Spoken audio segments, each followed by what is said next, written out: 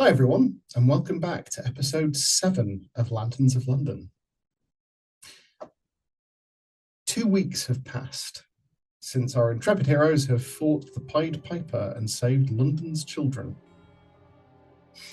from who knows what fate. Snow began to fall late in November, and the city is now festooned in grey, ugly slush and the occasional large drift of white snow piled high. In the midst of all of this, life has continued largely as normal for our protagonists until the morning of December 2nd. Nathaniel. It's early morning at the church at St. Hubert's. And as you enter before dawn, you hear Father Sullivan calls you back to his small office. As you enter, there is a letter sat on his desk that appears to be addressed to you. Good morning, Nathaniel. Please take a seat. Thank you, Father. Good morning. This came for you, and he slides it across. It is unopened. There is a wax seal pressed into the back of it with the letters HW pressed into it. I'm going to open it. That's... feel free to read that, but it's not what I wanted to talk to you about. Oh.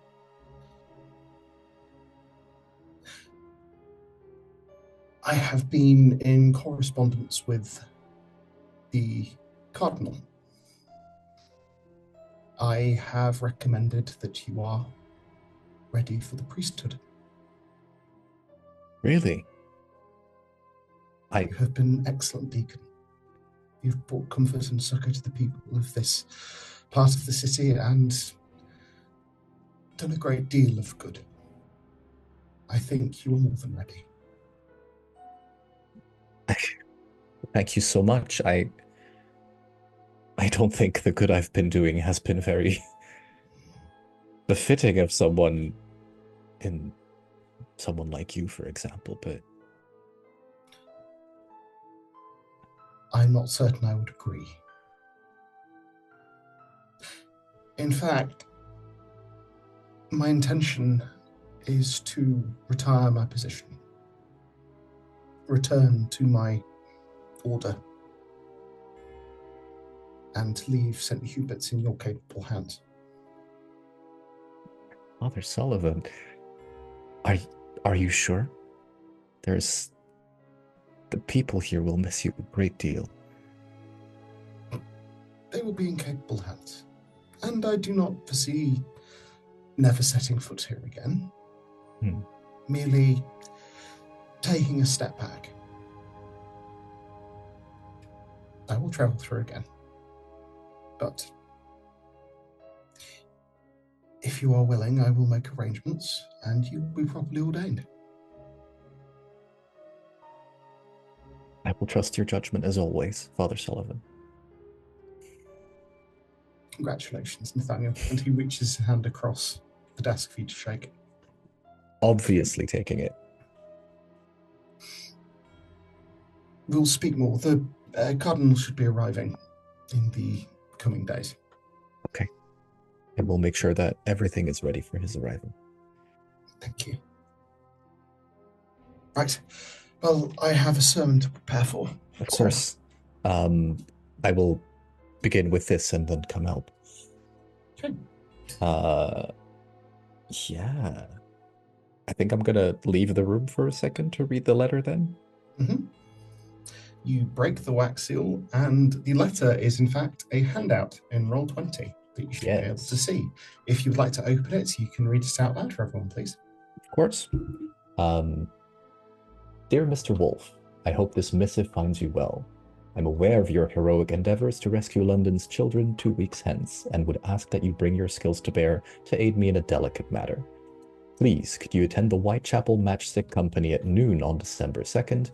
My staff will leave open the back gate, and if you knock on the single door to the left of the building's front, they shall let you in.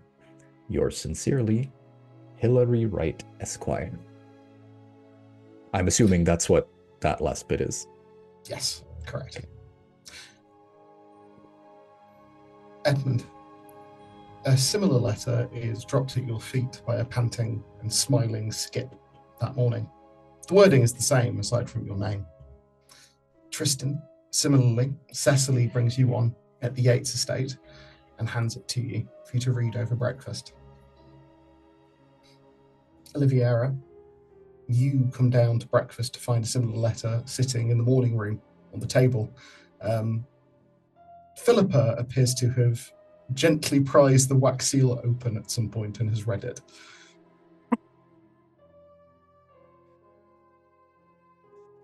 Okay. She slides it across to you, a small smile on her wrinkly lips. What is it this time? I think you'll find it quite interesting, my dear. It seems you've been asked to go on another adventure. You must tell me everything about it. Of course I will. I always do, don't I? And it does me great joy to actually hear of the city. I so often leave home these days. Yes, we should try getting you out more. Oh, no, don't mind me. I'm quite comfortable here. If you insist. It's quite all right. Now, if you'll excuse me, I'm going to retire for the morning. You, Of course. Let me know what flowers you'd like bringing back. Lilies. Lilies would be lovely. Of course. Lilies. Alice is called to Mrs. Radcliffe's office. There's not even an effort to disguise the fact that this letter's been sliced open with a letter opener. It's sat on her desk, waiting for you. Good morning, Alice. Take a seat. Good morning, ma'am. This arrived for you. It is an opportunity, I suspect. I see. She's going to take it out and peruse it. I'm assuming it's the same as everyone else's. Yes. Mr. Wright has been a gentleman of interest to myself and some of my associates for a while, as was his late wife. I suspect that he may ask you something regarding her death, maybe to investigate, maybe to find some things of hers that he's been unable to locate himself. If you do find them, be sure and bring them back for me, won't you? Of course, ma'am. There's a good girl. Right. I'll just... Off with you. Yes, ma'am. And she plucks out of her desk drawer a small porcelain bottle. Thank you, ma'am.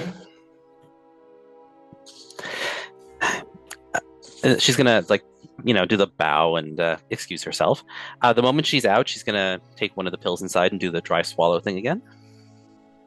Immediately, that knot in her chest just slowly uncurls. Right. She's going to get her coat and head out. Okay. It is bitterly cold this November morning, as each of you, I assume, make your way across the city, or in Tristan's case, into the city, from a fair ways outside of it. Is he taking a horse again, or is he arranging for more sedate transport? Oh, God. This is going to be the thing that tempts me to get points in. Would this be drive? This would be drive. I think it would fall under drive, because it's both horses and carriages. You've got a commute honestly, now. I do have a commute now. It's tempting. I think it's going to be a sedate horse. I was about to say sedate horse drive. Horse ride. Okay. It is a very, very brisk morning. Your breath billows out in front of you in great white plumes as you make your way into the city. Is each of you heading to the location in the letter? The Whitechapel Matchstick Company? Oh, no, Edmund? No, Edmund wouldn't just go off on a whim and immediately go to the location. He would probably want to have a quick chat with the father in the church, or he'd want to seek out Nathaniel. He wouldn't just go and act on receiving a letter out of nowhere. He'd be very suspicious of that. Even if it did come from Skip, he'd want to know where it came from. He'd want to know something about it. He's seen too much where people go gallivanting off and end up with something awful happening. So he would at least want to see, he wouldn't just go off on his own, because again, he doesn't know anyone else has got this same letter. He's not just going to go off on his own. No, that's entirely valid. So if you head to the church that morning, I'll say for ease that Nathaniel, this will be fairly early in the morning before you've left, because you both get up quite early before dawn, so you'd have a long time before noon, and it's not that far away. If you when you reach the church, I would say, Nathaniel, you're probably tending to the actual church itself, where, Father Sullivan is still in his office. Mm-hmm. The door opens and Skip bounds in, followed shortly thereafter by Edmund. Edmund, good morning. Good morning, Deacon. How are you this morning? I've received some rather good news, actually. Oh, really? What's that then? Father Sullivan has decided it's appropriate time for me to raise to priesthood. Oh, that is magnificent news, Deacon. Should I say Father? Not yet, not until the Cardinal has visited, but... Of course, so just Deacon still, but that is wonderful news, Deacon. I am so very glad for you, sir. It's most deserved. Thank you so much, Edmund. Which church will you be going to? Well... There's many flocks out there that need guidance from you, such as yourself. That's the only downside of this amazing news, actually. Of course, I will be so very sorry to see you go. Not me. What? Father Sullivan has decided to retire. Sorry, what? It's probably best if you hear from him himself. I see. That is still wonderful news for you, Deacon. I am still very happy for you. Sorry, I was not expecting that. My apologies. I understand. It was... Oh, selfish of me. I do, forgive me.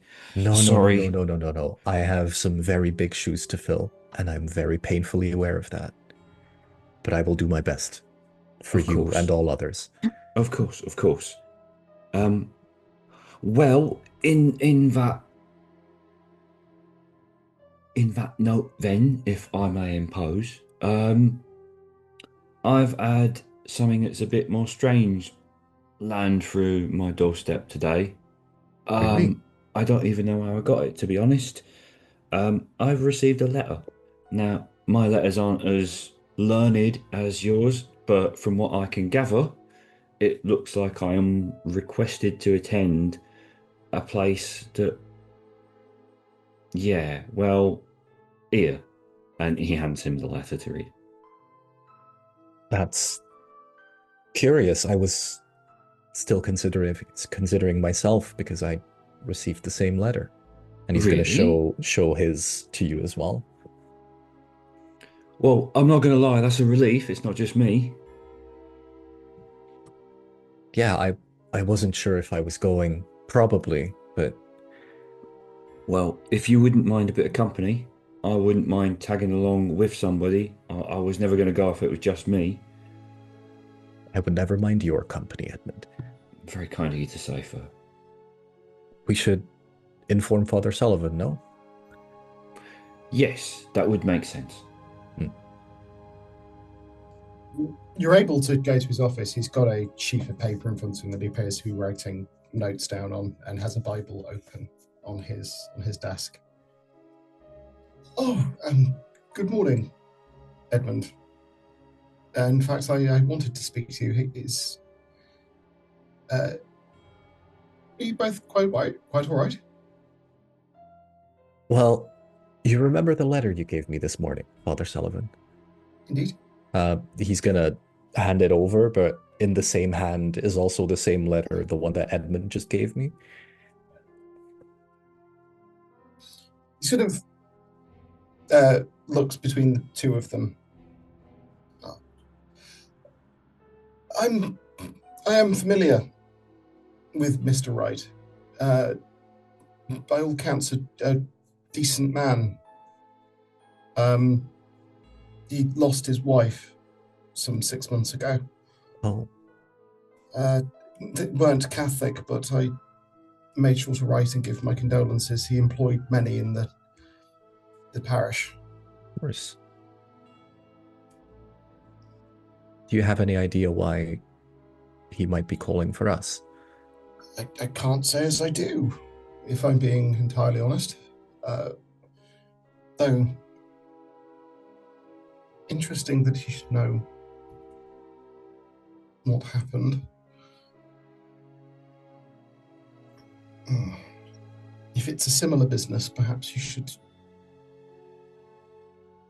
ensure you are appropriately attired. I will. Can you spare us both today? Yes, please. If someone's requested your aid and they're in need, it behooves us to provide aid where it's required and where it's asked for. Thank you, Father Sullivan. Of course. Edmund, if I might speak to you for a moment, feel free to stay as well, Nathaniel. There is something I wish to share with you properly. I have recommended to the Cardinal that Nathaniel is ready for ordination. Yeah, he did mention, and I passed on my congratulations to him. I then went on to ask which congregation he was going to be supporting. Imagine my surprise. I am sorry, I was intending to tell you myself.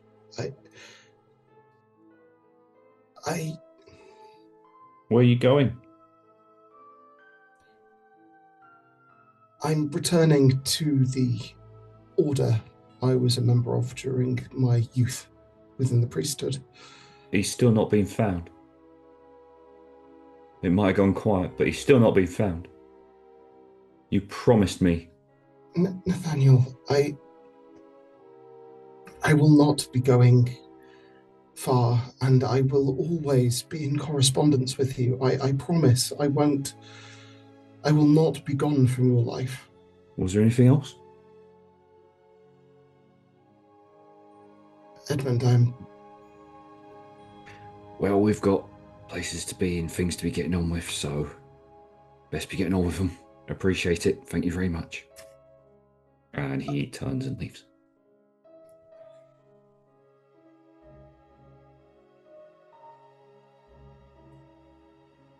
Keep an eye on him for me, Nathaniel.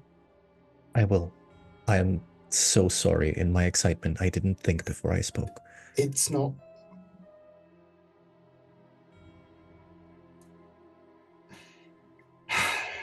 The folly is mine, not yours. If I could tell him... No.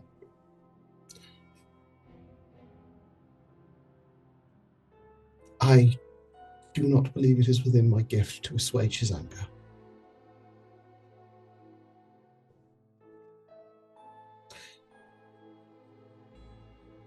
He is a very worthy young man. He would make an excellent deacon, in fact. Though I don't know if that's the life he would choose for himself.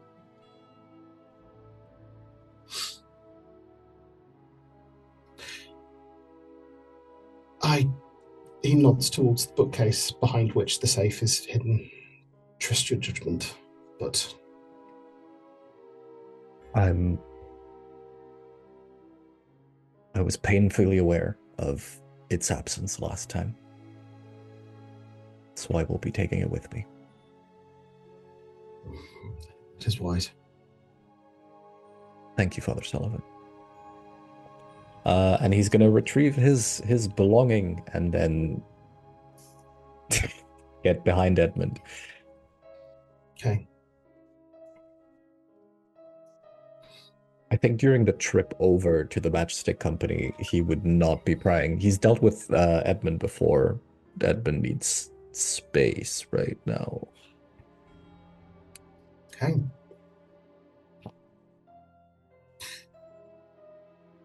You've all been very close to this particular building before.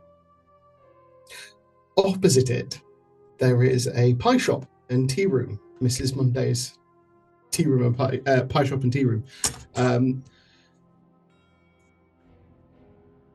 It is a high stone walls and a large iron gate protect a 4-story factory building arranged like a horseshoe. The iron gate is firmly chained, and there is a big sign draped over the top of it, painted with the words "closed indefinitely." Those of you who live around Whitechapel will know this particular concern has been closed for about 6 months. What time of day is it right now? I mean, it's about noon, given that's when Okay. the letter told you to arrive. Fair enough. So it is coming up to the appointment time. Yes, I'm Okay. jumping to the point where you kind of all No, fair. congregate in the one place. Fair, yeah. As you do arrive outside the factory, you see each of your compatriots from your prior adventures arriving at roughly the same time. Well, I suppose it would be too much to call this coincidence at this stage. I think we're firmly in the realms of enemy action. We okay. truly Are must you- stop meeting like this. Enemy action. That's what makes you think enemy? Oh, mere phrasing. Oh, okay. I trust your friends more than the opposed. How are you all? How have you been? Well, Oh, Yeah, fine. just a brisk morning ride. I suppose I can't complain. Although over the last 2 weeks, the girls have been a bit, well, shaken. But we've done our best to get them back on track. And, Mrs. Radcliffe has put some more security measures in place. I'm sure. Can Are I? there security measures for something such as this? Other than Well, Miss Sato's? she's found ways. Hmm. Our matron is nothing if not inventive.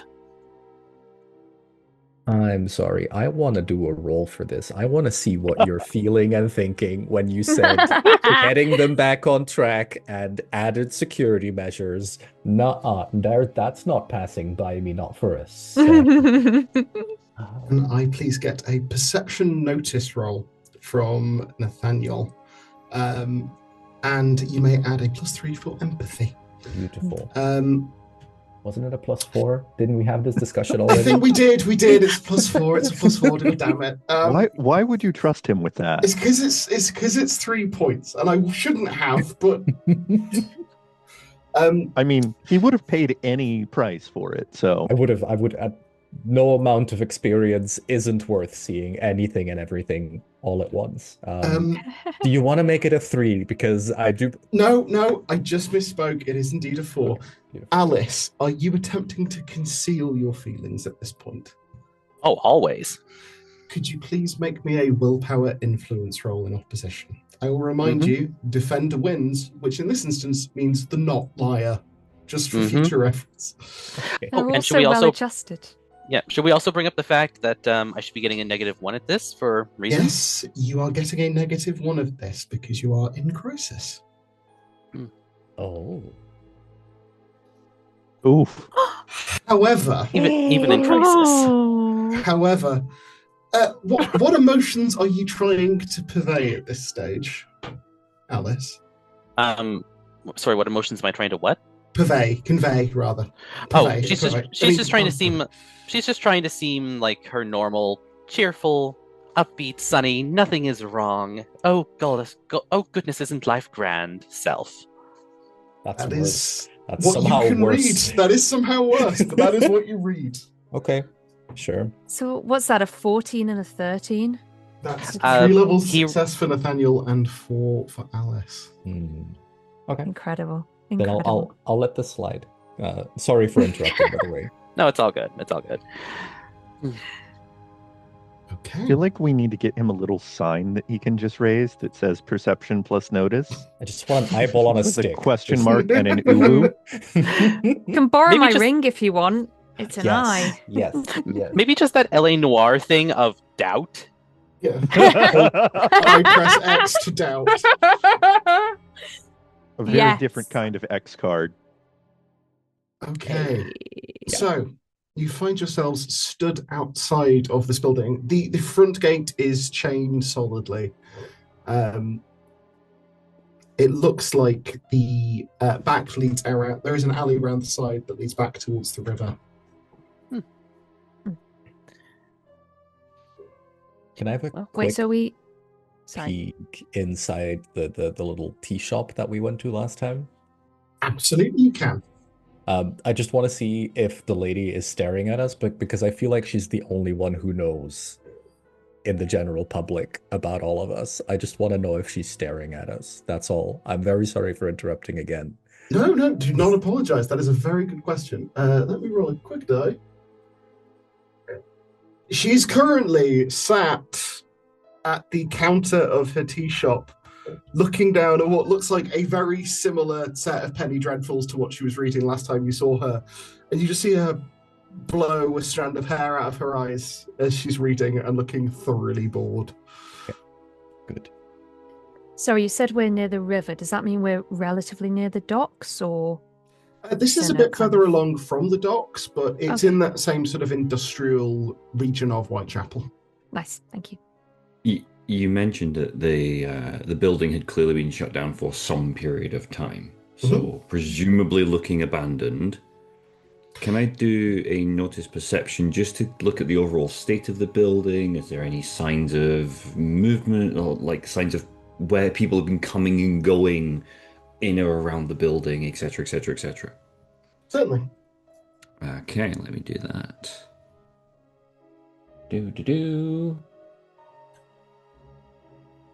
That is 11 with 2 levels of success. On 2 levels of success, you can see... I mean, the first thing that strikes you is there's a set of 4 chimneys along the left side of the building as you're facing it.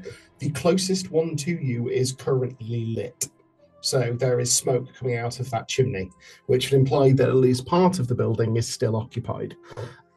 It's not looking damaged or like it's atrophied at all, but then some of these sort of very large brick-built factories can be quite hardy. It doesn't look like it's been disused, certainly doesn't look vandalized. So there's nothing that would indicate to you any sort of damage from it. As I would say, living in Whitechapel, you will be vaguely aware that the place shut down about 6 months ago. Given the number of people it employed, it would have been a fairly significant thing to have happened in the local economy. So, if you don't mind my asking, is Hilary Wright Esquire in any way associated directly with this building? Or does it feel like a more random meeting place, maybe chosen for the sake of it being quieter? That would require an intelligence knowledge roll. Give you one local to Whitechapel, I will say you will need 3 levels of success. Okay. Can I make intelligence? You may. Was it knowledge intelligence? Sorry. Yes, knowledge intelligence. Awesome. 14 for 3 levels. That's 1 level of success on a 10. So, Oliviera, you don't know this, but Tristan, you would just know from various things in society a little bit about the man who owns this particular business, which is Mr. Hilary Wright, Esquire. He was the owner of the Whitechapel Matchstick Company, along with some various other businesses. He was very big on import-export. He owned a few of the warehouses down the docks that are currently also in a disused state. Largely, everything kind of fell apart when his wife passed away 6 months prior. You will also know, because of your position within society, his marriage to Mrs. Clementine Wright was a massive scandal because she was a commoner who worked for him. She did not have money. She was literally a woman in the matchstick factory who he married, causing something of a scandal at the time, given he'd never sought out a wife amongst the wealthier people within London up until that point in his relatively advanced age. Oh. Well, it does seem like Wright's life has taken a bit of a turn, much like his concerns. Shall we? What? This is his... Oh. Yes. Why did he... other businesses. Oh, I wondered why he asked for us to meet him here. If I may, I believe it may have something to do with his wife. And what leads you to this assumption? Well, this factory closed about 6 months ago, which was around the time of his wife's death. And I believe it may have, well, done a number on him, as they say. I mean... Whatever it is he's calling us about, nothing else, as far as I know, has happened in recent times besides that. I can only imagine he's asking about it. Perhaps he wants us to investigate it.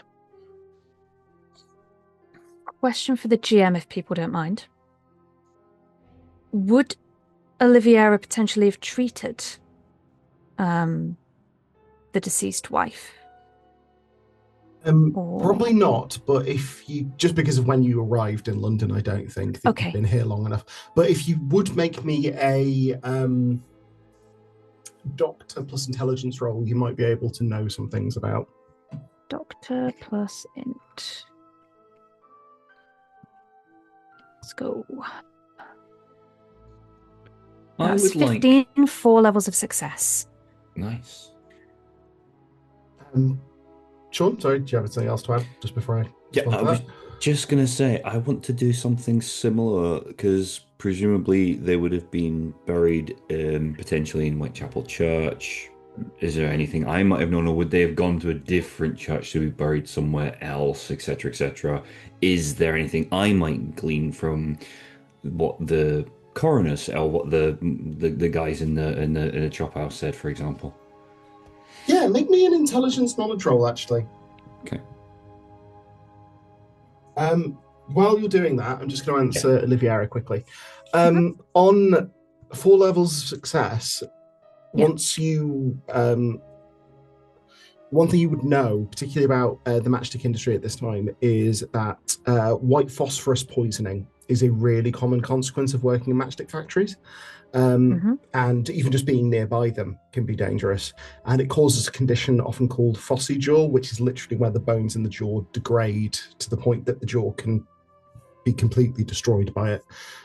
It was an incredibly dangerous and terrifying disease that had led to quite a significant amount of industrial action and the founding of the Women Matchmakers Union earlier this very year. Thank you very much. Unfortunately, Edmund Caleb Grimshaw, you don't know of her because, again, she was a woman of, at the time of her passing, means, and therefore would have been unlikely to have gone to any of the chop houses that you're familiar with. And was not herself Catholic and therefore wouldn't have been buried at St. Hubert's. So while she may have been a figure in the local community, you didn't really cross paths with her. Yeah, no, that's fine. 0 levels of success for my roll, so yeah, that makes sense. Yeah. Okay. I suppose we better. So yeah, so I've done my perception roll. I've had a look at it. I don't see anything. Any signs of danger? And nothing immediately obvious danger-wise. No, nothing immediately obvious danger-wise. What I will say is if you've peeked in through the gate, you can see that the snow is relatively untouched, apart from at the single door on the left-hand side in that wing that does appear to have this sort of smoke coming from the chimney. It looks like the smoke is, the snow has been disturbed going around and sort of back into like the side of the building alongside the wall, as though it's leading towards the back. Which is the direction that the instructions on the letter told us to do. Indeed. Understood. Mm-hmm. Can we see an easy, obvious way in? Not from where you are. You would probably need to go around the back. Understood. Okay. Does everyone do that? Mm-hmm. Happy to. Yeah. Around the back of the building, in the opposite corner from where you've just been stood, there is a single sort of iron gate. Rather than being like the big double gates at the front, there is a single iron gate. It is currently, as far as you can tell, there's no lock or chain on it. It's just got a latch holding it closed. I undo the latch. Yep. Opens easily. Seems to be well used and well maintained. All right, in we go. Mm-hmm. As we walk, I don't know if I need to do a check for this. The tracks that you mentioned, is this a group of people or is this a person? It looks to be a person. Relatively small footprints, and you can make a perception and notice roll if you want more information. You may add elementary observation for this. I'm going to perception notice this because I'm looking for something slightly different as well, if that's okay. Sure, what are you looking for?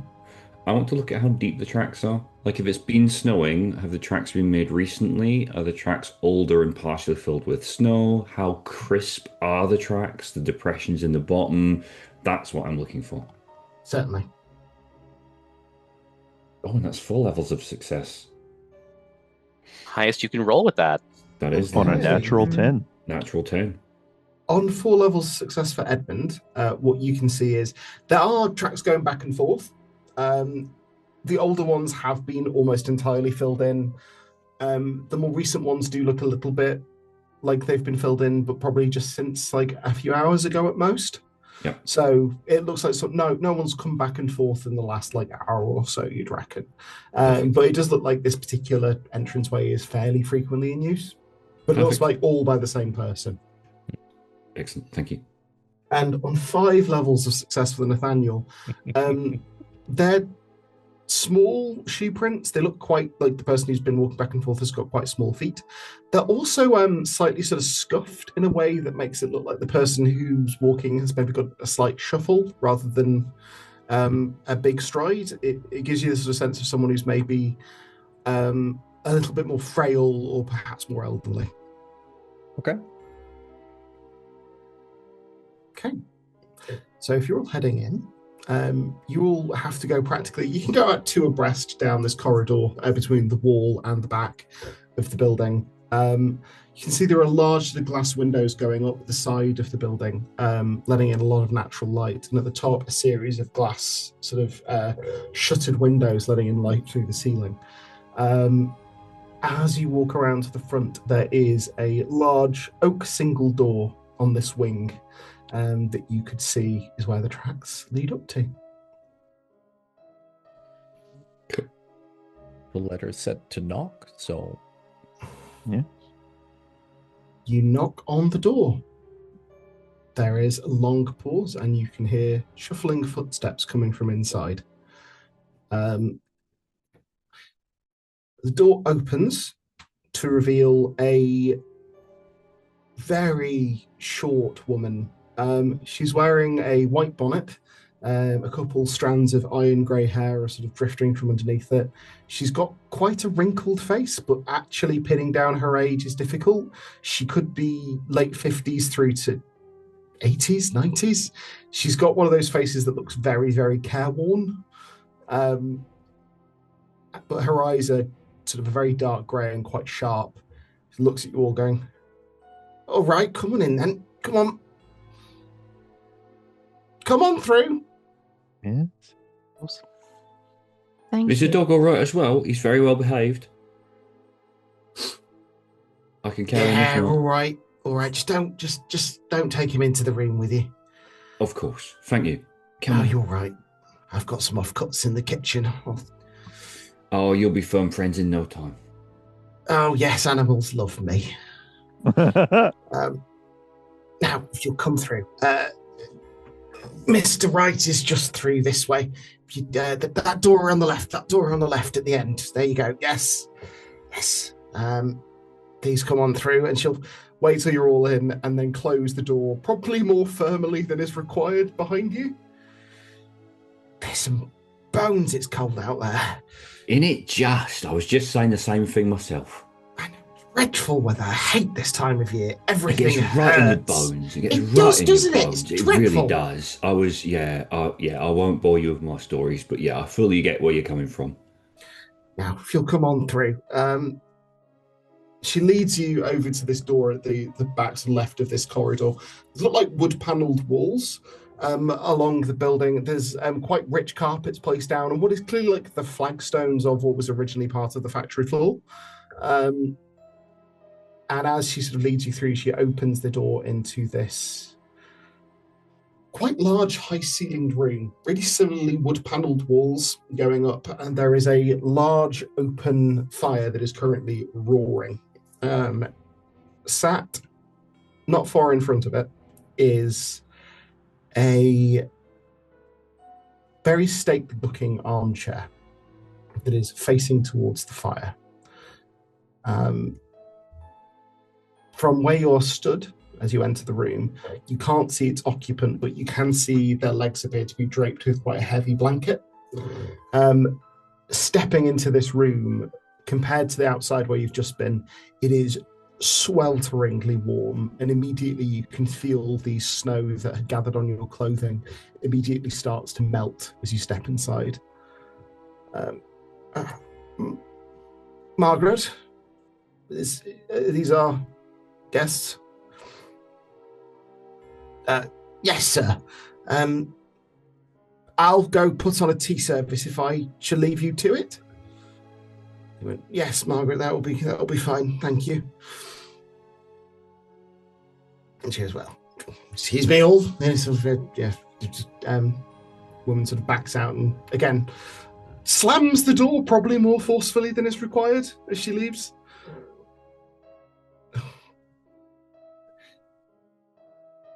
If I can just do a minor thing here, I'm not sure if it matters too much. When the door slams, Alice kind of I'm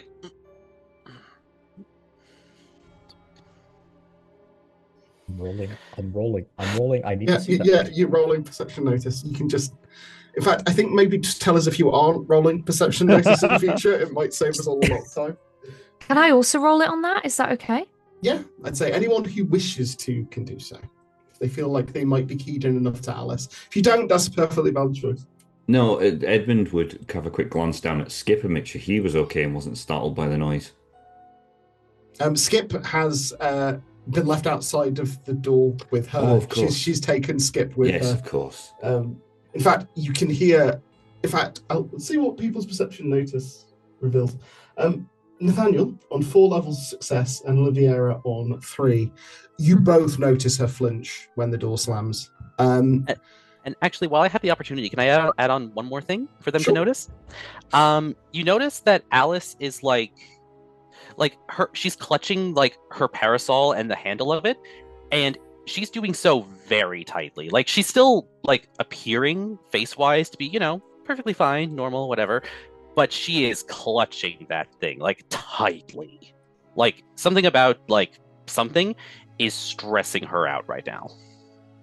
I will say on full of success, Nathaniel, you can also hear a moment later, just like a quiet bark, followed by no, shh, okay, just keep your voice down, and then just the sound of someone snapping at something as he's clearly being fed the offcuts in the kitchen. Adorable. Can I just kind of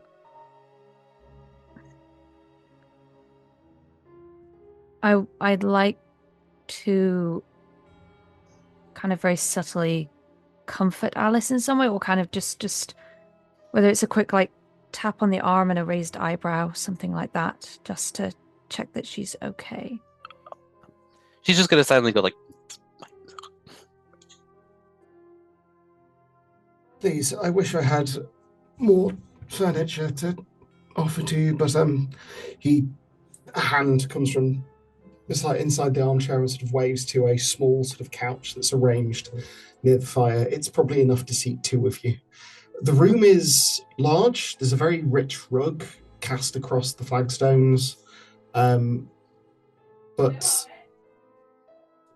there is it's very sparsely furnished. There's what's there is very, very rich. There's a very nice looking sort of oak small sort of dining table in one corner. There's this very large armchair that the man is sat in, and there's this small couch, but that is essentially it inside this room, and it feels like this isn't enough for a room this size. It's odd seeing such rich furnishings in such a large and otherwise bare room. oh, it's quite all right. I don't mind standing. Oh, no, Please do not worry. Oh no, I mean, if anybody's sitting, it's got to be ladies, of course. Indeed, I would be pleased. I couldn't sit in your presence, and it would be... It'd be downright indecent. Well, if you insist, and she'll take a seat. How elderly is this gentleman? Sorry, Xander. As you sort of step forward and come around so you can see him, he looks to be in his 60s, but he is thin. He's frail. Okay. He's looking very frail. In fact, even sat in front of this fire and just being, as you step closer into the room, it's being built to that sort of point where the room is uncomfortably warm, and he's still got a very heavy blanket across his knees and is wearing a thick sort of velvet jacket over his underclothes. So you would be sweating bullets if you were similarly attired. And he's not registering as such, and he does look very, very thin. Can I roll something to determine his state of health? You can make me an intelligence doctor roll, certainly. Cool.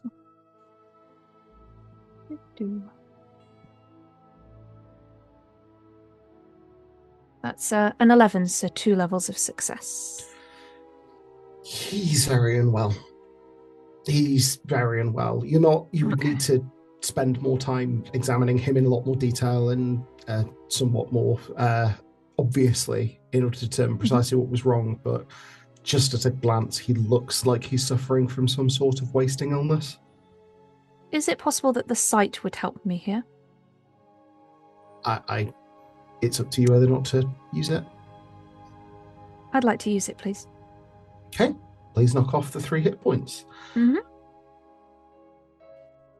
As your eyes subtly shift behind the lenses of your glasses and start to take on this reflective quality,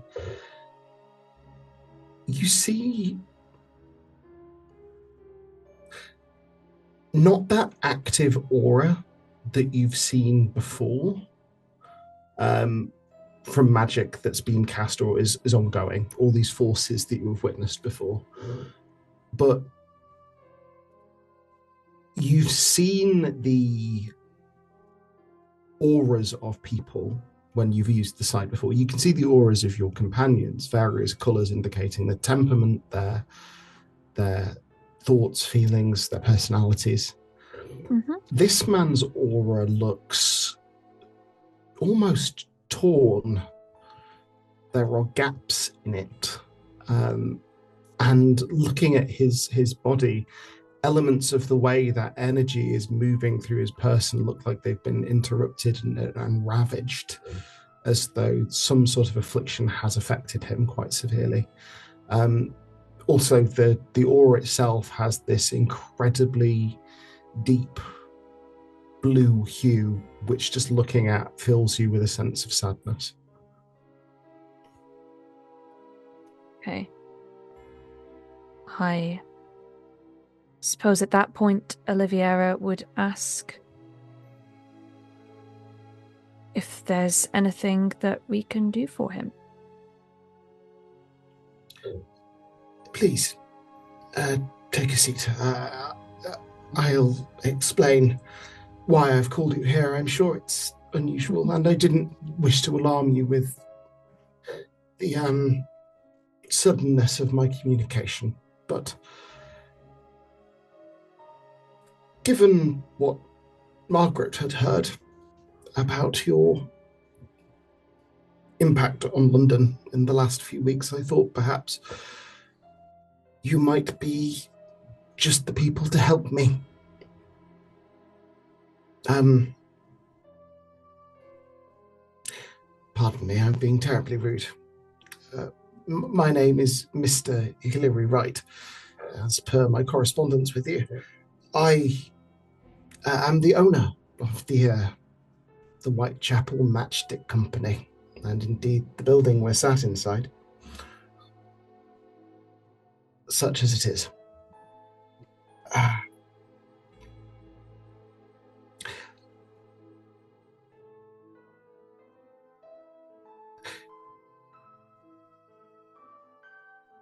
6 months ago, my wife passed away.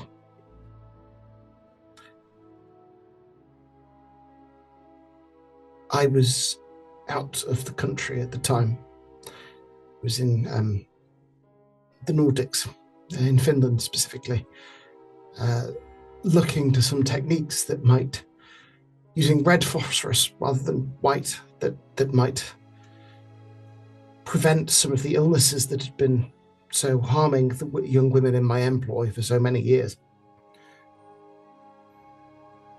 And while I was away, Clementine very suddenly succumbed to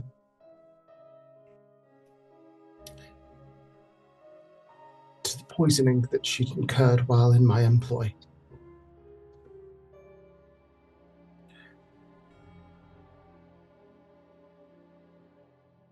She was a remarkable woman, and I loved her deeply, and I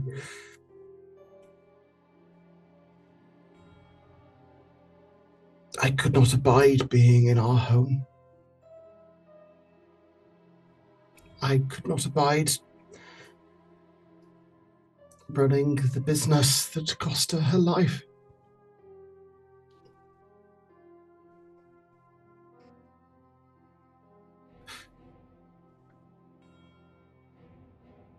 Are you familiar with Sir Alexander Faudenhope? Are we? Are we? Make me an intelligence knowledge check. If you have a position higher than 0, you may add that to the roll. Position. Oh, hang on. Intelligence, knowledge. Oh, that kind of evens it out. Why did I not take position? Should position negatively affect? Yes, if you have negative position, that is also going to be applied negative. Sorry, clarification as to what we mean by position. Position is a quality that you have. It comes in various different levels. I'd get into your character sheet quickly. I should be able to tell you what yours is. Okay.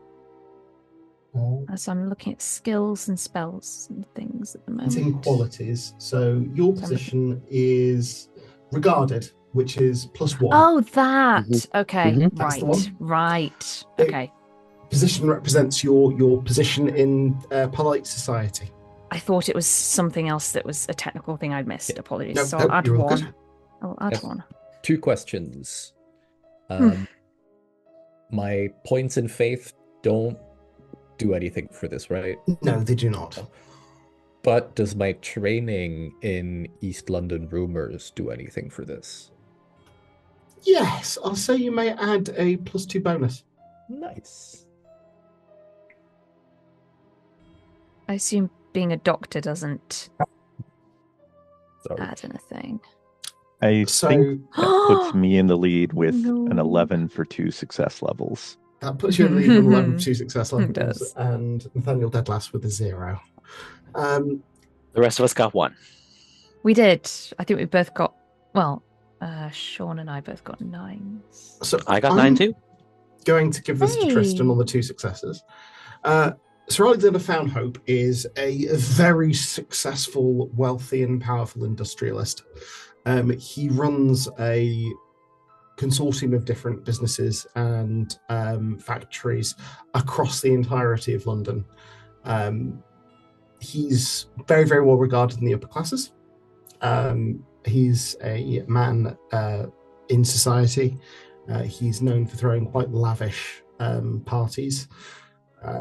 And yes, generally very well regarded. Sorry to interrupt, Xander. Would I have perhaps heard of him through my patron, let's say? I will say on the 1 success, the rest of you will have heard of him, just not necessarily be as familiar with his industrial. You'll know that he's a member of society. You won't know much past that. Tristan on the 2 successes knows a bit more about his business. Gotcha. I mean, he's rather well regarded for his business acumen and more well regarded for his bets.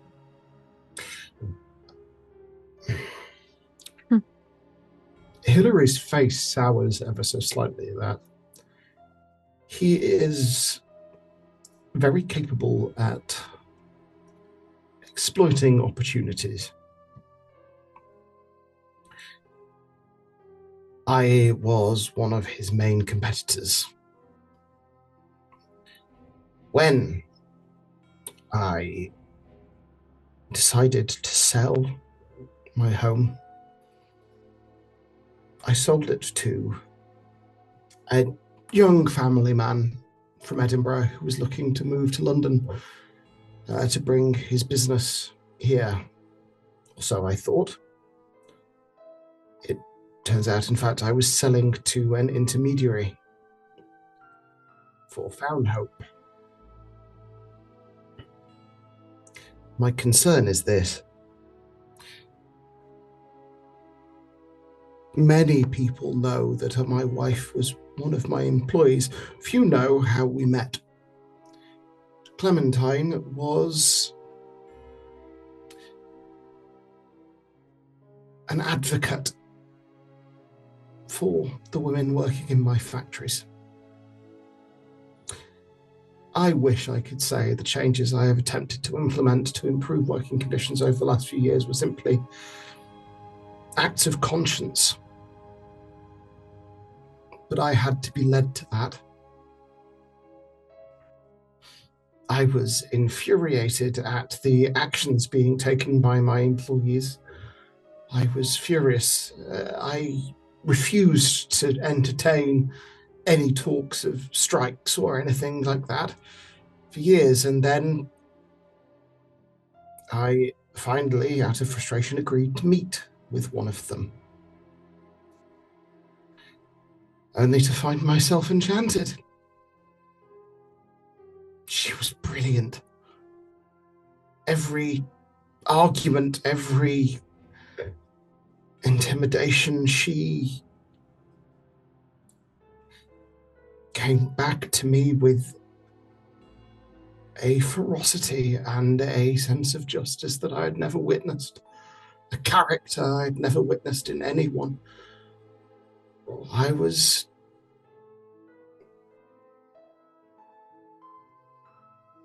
struck down by her. I acquiesced to every one of her demands. And then, after considering it very carefully for a long time, I asked to spend time with her. And months later, I asked her to marry me. And the greatest joy of my life, she said yes.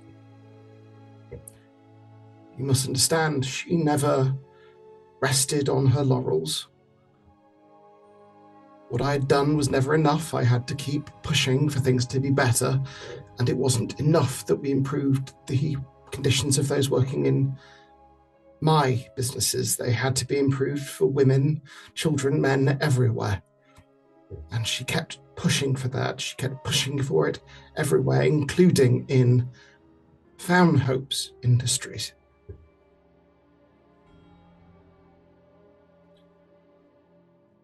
And At this he point, did not respond to that well. No. He was never so brazen as to threaten my wife directly. But there were rumours that she told me about. She has many friends, women across the city, who are increasingly active politically. The way he says this is almost though he's admitting to something scandalous.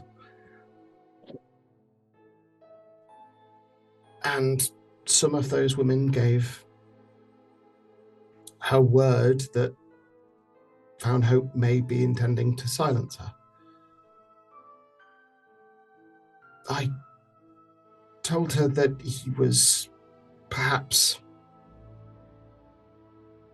an arrogant man, perhaps too enamored with material things, but that he wouldn't ever stoop to such ungentlemanly behavior.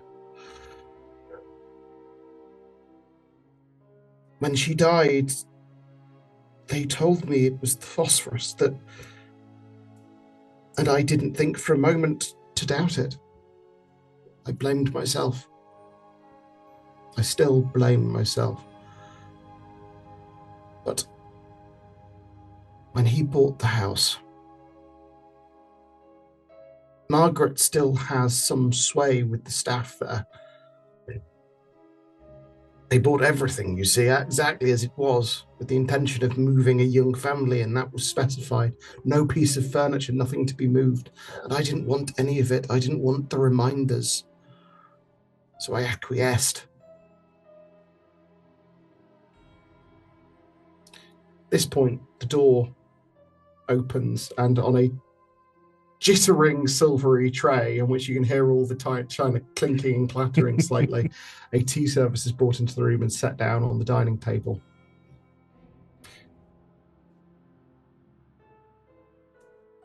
She was a good mistress, was Clementine. Mrs. Wright. Sorry, sir. And you see a hand wave from inside the armchair.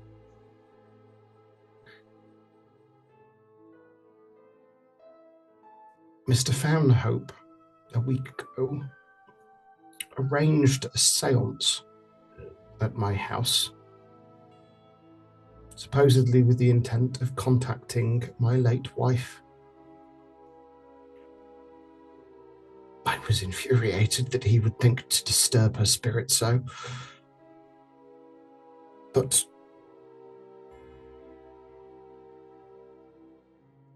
I dreamt of her every night since, more clearly than anything I've had since she left me. I can't hear what she's saying, but she's imploring me. Something is wrong, something in the house, and I don't know what it is. I don't know why he wanted it. I don't know why he needed the home. Here, I would have understood if he'd snatched this place from under me. But the house had no material value to him. I thought maybe he wanted a trophy, but now I'm not sure. And what's more, Margaret, the woman steps forward. I meet with an old friend of mine, Enid, on the staff, every Tuesday and every Thursday over at Mrs. Monday's. I know it's confusing. She's not come this week. No message.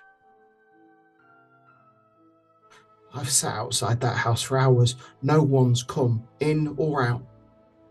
Not a delivery of food. I know some of the staff got let go because I don't think he's been living there, so they've not all been needed. And those I've spoken to haven't heard from any of their old mates either.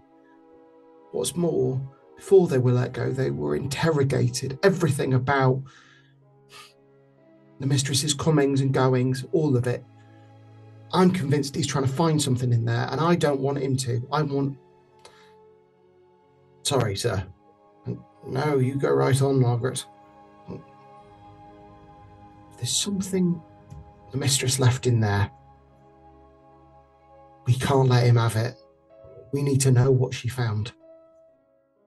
And I want to know that my friends are all okay. I would rather like to know my staff's well-being has been ensured. Former staff's well-being has been ensured as well. But what money I have left, it does no good for me now. I had no issue. I have no heirs. What I had, I would have left to Clementine for her to use as she saw fit. What is still in my accounts, barring what's needed for me and Margaret to stay on here and live, I will give to each of you if you can find whatever it is Found Hope's looking for and stop him from getting it, bringing it here. Please, if my wife has a legacy left, I can be the man she believed I was capable of. I would give anything for you to help me. Please. Say no more. I assume we're all...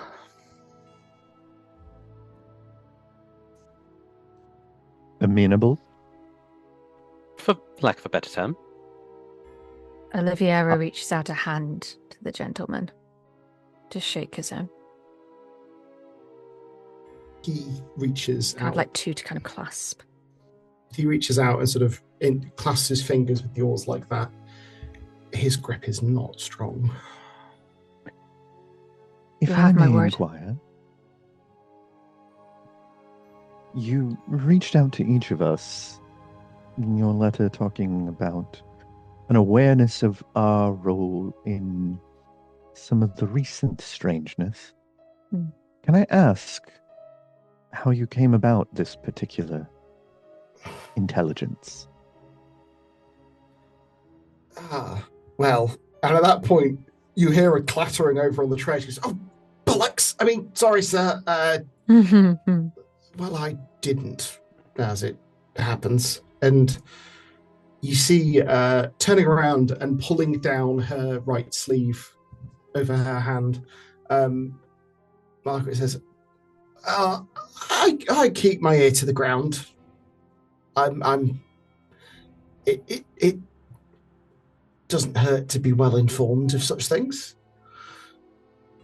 And what have you heard?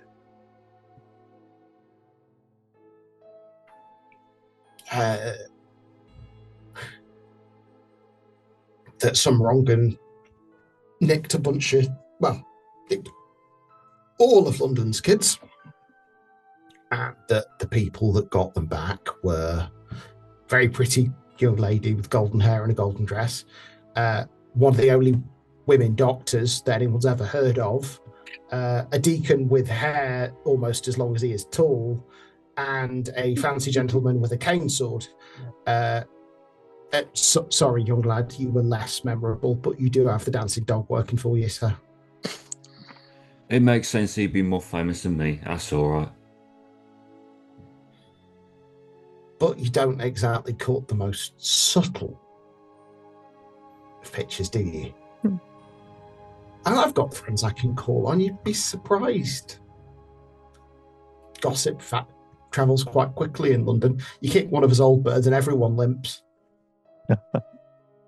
Oh, well, perhaps once all is said and done, we can have a wonderful little chat about what you've been hearing. Oh, I don't think you want to hear any of those stories, sir. And she gets back to pouring the tea and starts distributing it. You would be ever so surprised.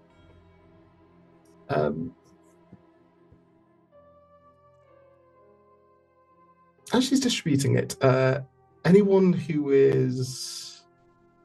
anyone to pick out anything about her? Is anyone interested in her in particular? No, I'm not interested in her, but I do want to interrogate Hillary a little more because something he said has caught me, Edmund, quite off guard. Okay, go ahead. Forgive me, sir, but I couldn't have... You travelled international at your advanced years recently. Forgive me, but that's very unusual. What on earth compelled you to do that at that age? I mean, I don't mean no disrespect or anything, but like, I know of others who have done similar, but they've sent somebody in their stead. My health was better before Clementine passed. I think grief has impacted me more than I anticipated it could. And I travelled to Finland because their king was one of the first to ban the use of white phosphorus in matches. Their factories use red phosphorus. It's more expensive, but it's far safer. I went to learn the processes they use so that I might bring them back and not only implement them in my factories, but also try and bring them to the country at large. At my wife's behest.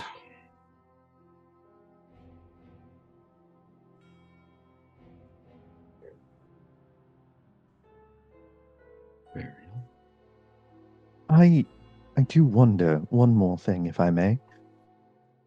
Cup of tea is placed in front of you. Thank you so much. You're welcome, sir. Before he does that, I'd like to do a perception notice roll because I do want to pay attention to her. Mm-hmm. Mm-hmm. So I'd just like to generally passively ask if the site is picking up anything at this point. Nothing beyond what I've already told you. There's nothing else in this room beyond what's been mentioned. Thank you. Yes, Alice, can make a perception notice roll.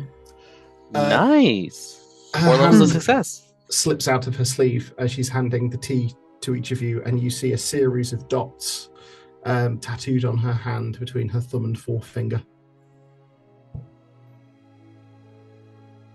Do I recognize it as a sign of anything, or...? Make me an intelligence knowledge roll. No. Okay, there we go. This is for me, not for Nathaniel. How many dots? Oh. It looks to be 4. Alice doesn't know anything. She rolled a 8, so no level of success. They're quite faded, but no, you can't intuit what that necessarily means. Okay, so they're not obvious. It's not something we could all just see. No, that she's deliberately seeming to try and conceal her hand when she's handing things to you. It's only because her hand slipped out of the sleeve momentarily while she's been handing a teacup to Alice that Alice noticed. Okay.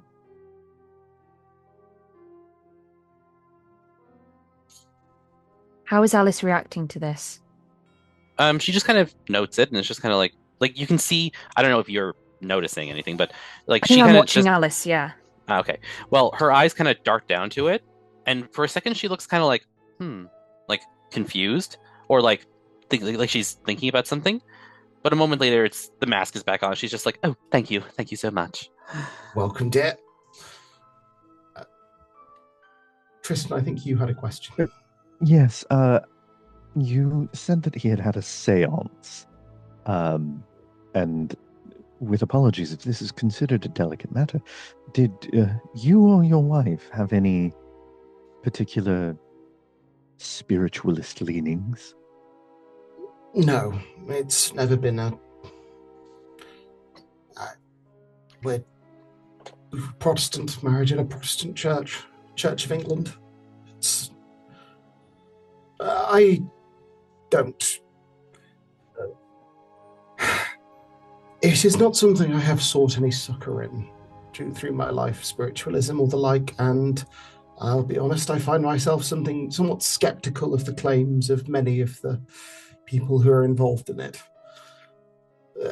As far as I was aware, so did Foundhope. It is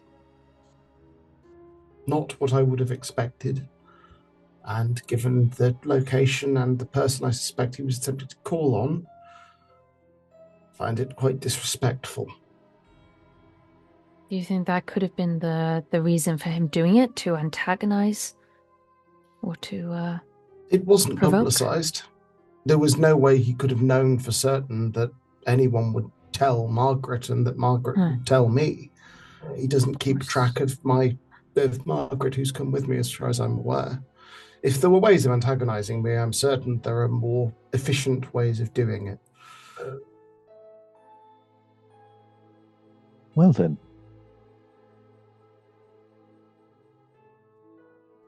I suppose. And the seance. Please, sorry, Olivia. the seance No. took place in the house, you said. Yes. Seems to be the epicenter of everything. Tristan, you say? No, I was simply going to agree with where Miss Rice was leading us. That the house is the thing. Dr. Rice, I apologize. It's okay. Please continue. No, I'm far too shamed. Look, I shall enjoy the taste of my own foot at leisure. Please continue. I mean, Perhaps it pairs well with the tea. Deacon, Yes, forgive Edmund? me, but am I not right in saying that folks who do anything to do with seances are either frauds, preying on the unwitting grief of the innocent, or out and outright Satan worshipping?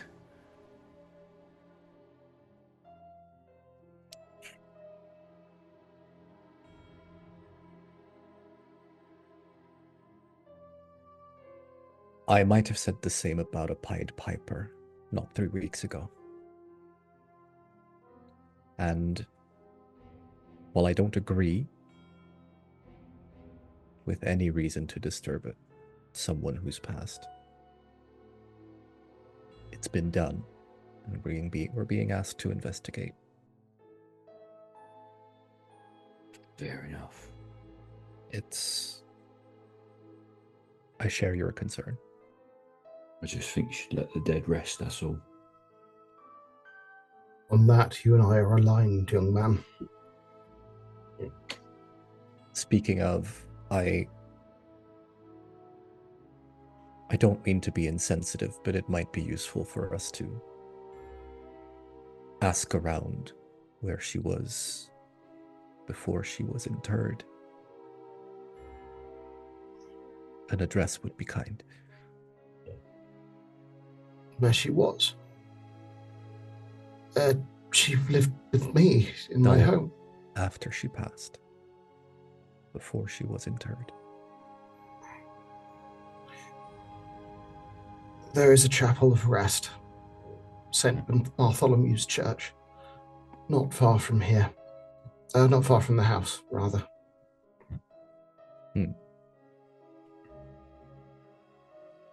That is where she was kept prior to being buried, in there.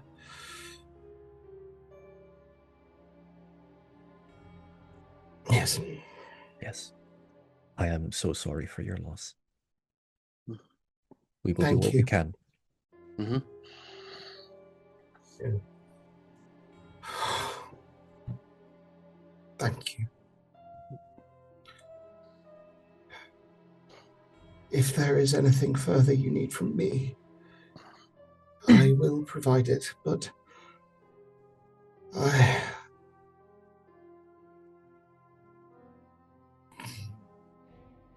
don't suppose you've kept a key. Which point Margaret steps forward, because he's clearly fallen asleep. We sold the keys with the house. We didn't keep any of them. It's not the done thing, is it? And you have to think we didn't realise it was going to this. She looks to make sure that her employee is unconscious. This knobhead. Well, Dad you would have can't kept blame us me at for back. asking. Windows, there's the coal chute. There's other ways in if you need to get in. Fair enough. But and if you say you've been to the house before, then you know. Yes, I was employed there for years. I've worked for Mr. Wright here for a very long time, and Mistress Clementine, for while she was in the house. Trust me, it did no end of good for him to have her there. Wonderful. I wonder if you couldn't do us a favour and use something to draw a little plan of the house or something, indicate where their bedroom was, for example, or where her sitting room was. Oh, that's a bright idea. Yes, I think I've got some scrap paper around here somewhere. Give me one moment. She sort of shuffles off. And as she opens the door, the sort of sat patiently outside, his tail just vibrating slightly side to side as Skip. And he sort of stands up the second he sees Edmund, and then as the door closes, just hear him. Come with me. I think I've got a little bit of bacon left. You're left alone in the room as the man sort of gently snores. It's about 10 minutes before Margaret will come back. Is there anything you'd like to do in the interim? Or just... Could I have a reminder of the furnishings of the room? Sorry. There's the small sort of love seat couch that yourself and Alice are sat on. There's the armchair that he is sat on. There's the small dining table with the tea set currently set on it. That is pretty much it beside the fireplace. It is very, very sparsely furnished. It doesn't look like this area was particularly intended to be lived in. Even looking around, the walls and the paneling looks more recent, as though it's been put up within the factory over the last, maybe even the last 6 months, potentially.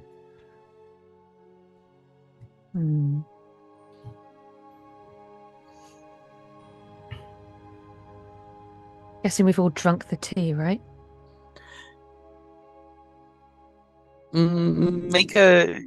Okay. If you want to make a perception notice roll to notice something about Alice. I am being supplanted. Yes. At this point, I'm just assuming everybody. At this point, I'm just assuming, may I? I'm just assuming that Oliviera and Nathaniel are like magnifying constantly glass with her. Yeah. I don't think without reason. Edmund isn't at all. That's only a 1. It's only a 1. That's a 9. 1 level of success. I have 2 levels of success on an 11.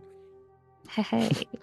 Well, she has been like putting the cup up to her lips, but if you notice, the level in it hasn't gone down at all. It's like she's just kind of wetting her lips with it and then just setting it down again. She did the same when we were in the team room, right? I think I rolled. Yeah, for like it back in the then sandwich as well. shop. Yeah, she had a glass of water, didn't even touch it. Have we ever seen her eat or drink anything? No. I can tell you that with certainty. You have not. Okay. Vampire. Ah, this unsettles me. Okay. Banking that. I'd like to have a look at anyone expected to fit inside a corset. Can I have a look at the fireplace? I'm guessing the fire is what's giving out all of this. Yes. Blazing heat. Which Edmund is currently standing in front of gloriously. Yes. It's Just rotating slightly like a pig on a spit. It's the first time in a long time he stood in front of something hot enough to fully dry out his coat. It's like steam just slowly coming off Edmund at this point. And the vague smell of cooking mud. Yes, One level of success to notice Edmund cooking himself. He's not hiding barbecuing it. yourself. Stop it. He's Someone not puts a hiding it. loose thread that just comes over. Just before it catches. And what was it that Oliviera wanted to examine in the fire? I just want to see if I can spot. I'm kind of looking from the fire to the gentleman who's now asleep, back to the fire again.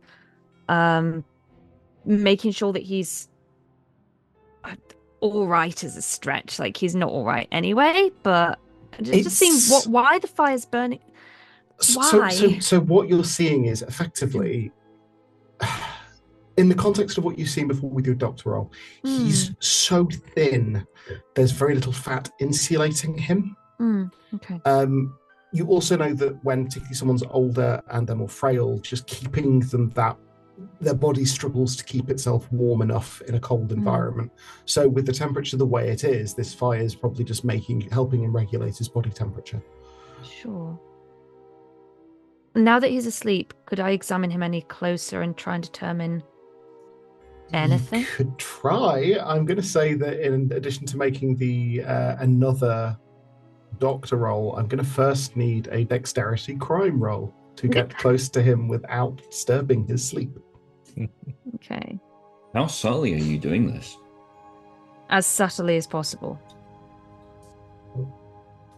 Dexterity crime. Crime seems a bit... It's just the skill that governs stealth in the system. That is a 4. That is 0 levels of success. You go to examine him and trip over a loose flagstone and actually bowl over the armchair and land on the floor nearby. And he goes, "Oh, my young lady, are you all right?" Oh, I'm quite all right. Thank you. My apologies for disturbing your rest. My rest? Me and my... Oh, how embarrassing. I'm so sorry. I didn't... No. Please, No. Not at all.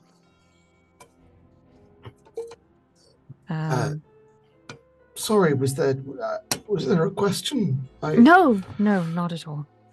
We should probably make a move. Yes, quite right. Oh, I thought we were waiting for... We can wait in the hall. Thank you. I would appreciate the chance to rest.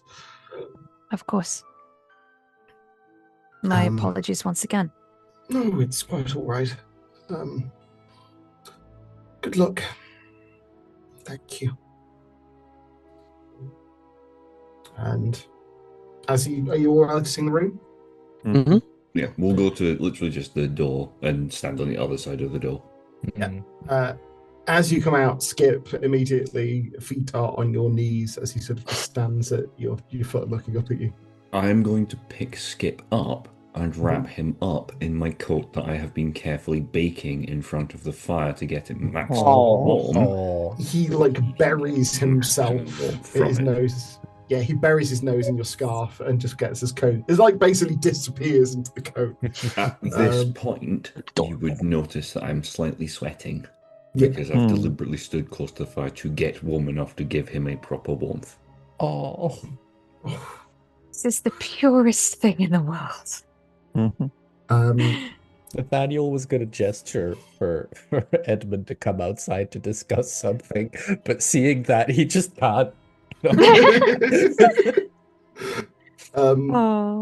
Everyone else, please leave and stand in the snow. I must speak to Edmund and Skip in private.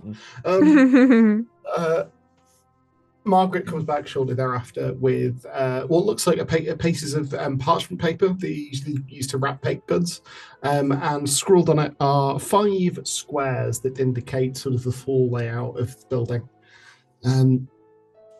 So you've got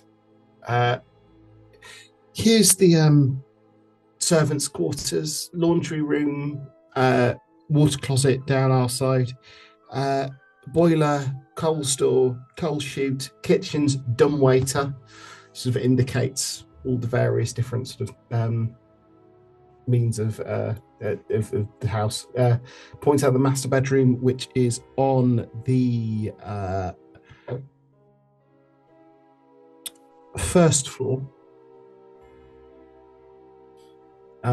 which for Americans joining us. That's one floor up from ground floor, not the ground floor in English parlance.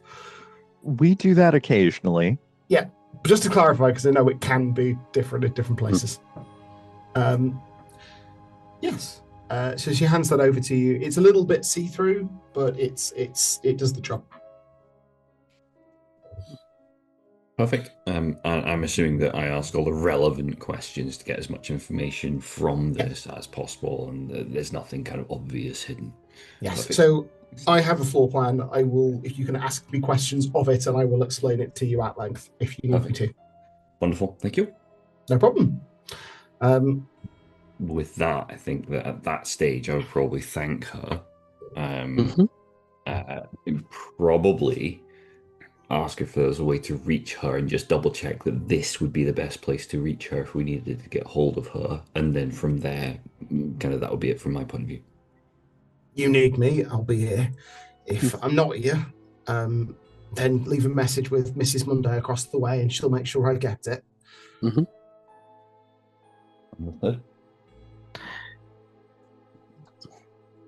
Well, absolutely. Thank Kristen, does the little hand kiss thing as they leave. Piss off. I mean, it's very kind of you, sir. And again, she immediately pulls the sleeve down a little bit. I will say on that, you were able to spot the dots on her hand if you pulled it up for a kiss. Can I make an intelligence knowledge roll? You may. Can I make it shortly after we leave and pull out a book from my satchel? Certainly you may. So as you exit the building... Shake hands. Before we leave, Alice is going to sort of wait until everyone else is gone and just sort of pause for a moment. If you don't mind, there's one last thing, but just before we go. You mentioned that you have a network of people that you know. I assume other staff from other places. Yes. Yeah, other staff, other... Good. I was just curious if you knew any of the staff from Mrs. Radcliffe's finishing school. It's just that, well, do they speak well of us? The last thing I want is for any of our staff to feel like they aren't being taken well care of. So, have you heard anything? Can't say that I do, I'm afraid, Mum. I see. Is there a thing I can do, like a perception thing to see if she's lying or? Perception notice roll, certainly. Yeah. Okay. Cool. I will try that. You're going to be that guy while you do that as well. Sorry. For a successful businessman to marry someone of a low class in 1880s London would have resulted in ostracization of the individuals involved, but also of their employees as well. Quite often they would be looked down on by their peers in other businesses doing the same role just because they would be tarnished by the act itself. So again, I'm not trying to write the lines for you, Xander, but I think it's an important point to note that they probably wouldn't want to talk to people from this establishment. Oh, absolutely. Thank you for pointing that out. Alice, she definitely doesn't know any of the employees from Mrs. Radcliffe's. I was actually going to ask if I could do a post-thing drama point. Just because post-thing drama point, that would get you up to 2 levels of success. At which point, she's definitely not being entirely truthful, but the way she says that she doesn't know anyone from Mrs. Radcliffe's makes you feel like that part's true. But she may have heard other things through the grapevine. Understood. Well, thank you very much. I'm glad to hear that. The last thing I would want is for anyone who works under us to be dissatisfied. Well, absolutely, Mum. Miss. Well, if you need anything that I can do, you let me know. Miss Clementine's a good sort, and do let us know how our old lot, particularly Enid, are doing. You'll be the first to know. Thank you, Miss. Not at all. And she's gonna go and join the others now. Okay.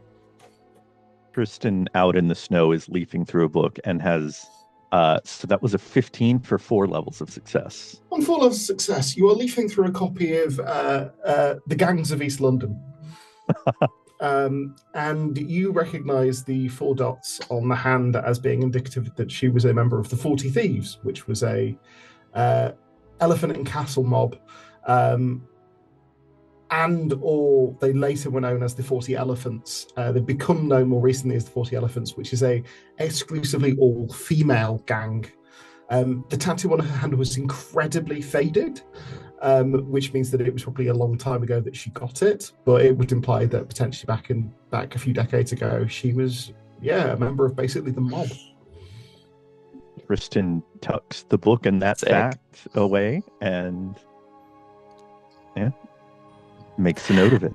Mm-hmm. And before we get to talking, I'm going to give one more thing for the Watching Alice group. As it's a thing now, I'm aware of that. As soon as committee. Hashtag Alice Watchers. As soon as she leaves the factory, you can see she kind of relaxes her grip on her parasol, and she just sighs in relief. Okay. Do we need to roll for that, or do we just want to do prior rolls? You can see that immediately. I'd say Oliviera, you also notice because you've expressed that you are particularly keeping an eye on her. Does she? I'm not. No, actually, I'm gonna do this in roleplay if that's all right. 1 second. Sorry, Sean. What were you saying? Oh, sorry. Yeah. At this point, and I don't want to make this too ridiculous, but I'm going to do a notice perception roll to see whether people, to just clock that everybody's watching Alice. I think this is reasonable. This is constantly watching this poor young lady who, as far as I'm concerned, is absolutely nothing wrong. And everybody's just he knows nothing. This poor oh my woman. God, why are you stalking this innocent person who's done Exactly. nothing? So Yes, that's please what make me a I'm going to perception notice roll. deceive.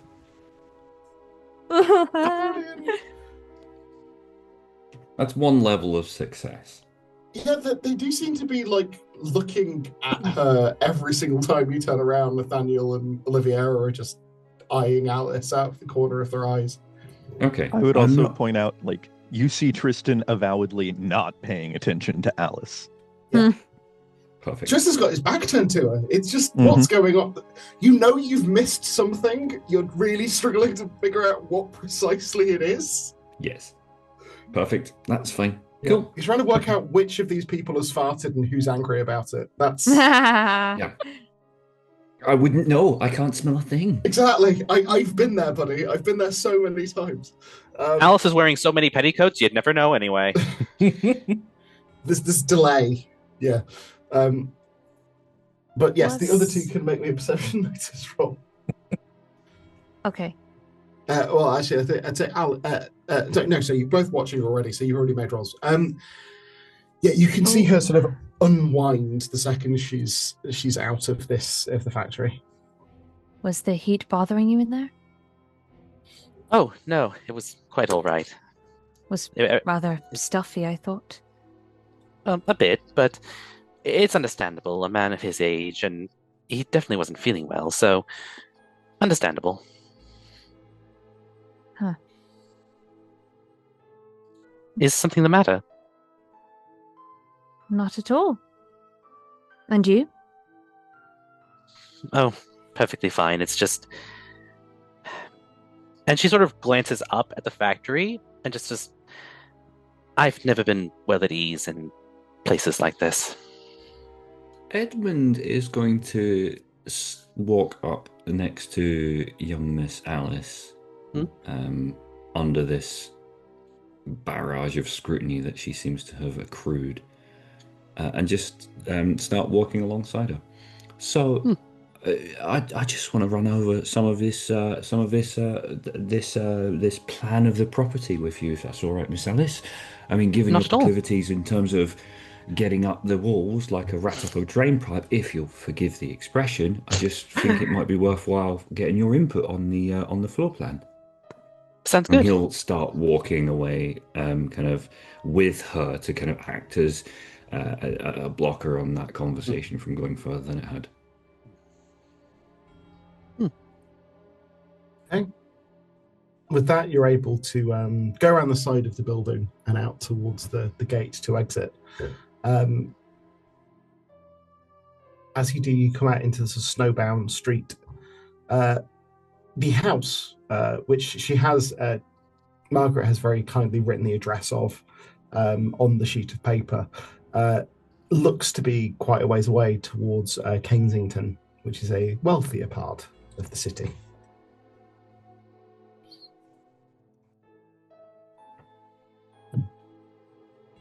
Okay. So yeah, head towards that property, I guess. Were we going to check the church first? The chapel of The rest? resting house, yeah. Yes, the house of rest. Yeah. And sorry, go on. No, I was going to say, I feel like we're aiming to do the house at night. So something to kill time. I'll say like an hour and a half has passed. You're into December now, so it's getting dark quite early. You've got another 3 hours or so probably until sunset. And to get to Kensington from here, if you're walking, is going to be probably an hour or so as well.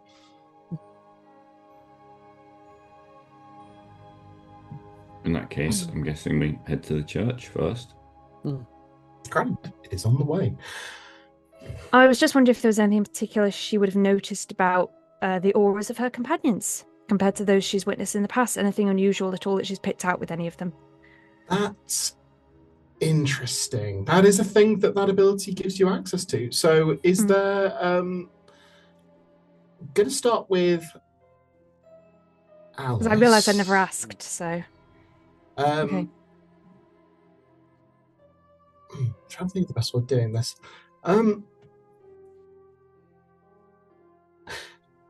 Alice's, it's struck through with like bright yellow gold that comes off and almost rays from her. But threaded through, there is this tangle of dark veins. Dark as in black or dark as in black? Okay. Like a dark grey. And there are also very, very sharp sort of lines of red through it, which feel violent. Okay. Yes. The deacon. The deacon's is very still. Again, it's similarly sort of a golden yellow colour, though there are bands of a silvery grey in it. The deacon's is more deliberately maintained almost. It's very, very still. It doesn't seem to shift, whereas your other companion's auras do seem to. It seems very, very still and unmoving.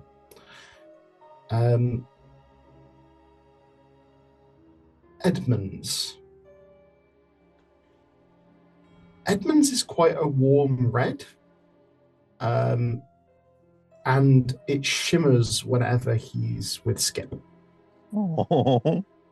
Oh, I'm gonna yes and this if that's please okay. Do. Please do. Sorry for reading you off to filth, but it's fine. You don't know what it means. It's the ability. Today, for reasons that you cannot work out, Edmund's aura is blazing red, whether Skip is nearby or not. Okay, thank you. Tristan's is interesting. Tristan's is this pale steely blue, but it vibrates and flickers back and forth between that and a dark steel grey green. I will say you can perceive auras. You do need to focus on the person in stillness to be able to perceive it. It's a very, very thin colour. So when things are happening, when people are moving, it's less obvious. It's only as you've got the chance to take some time while as the sight fades to focus on your companions that you're able to pick it out. And have I ever noticed anything about my own? You can't see your own. Oh, interesting. It's that thing of like trying to see the colour of your own eyes. You can't do it from inside. Also that. You would need to have, and you can't see it in mirrors. They aren't captured in mirrors. Okay. I was just checking in. I was imagining Tristan has either reclaimed or created a new sachet for himself. Yes, there is still a small sachet around his neck that's glowing a faint sort of pale blue-green.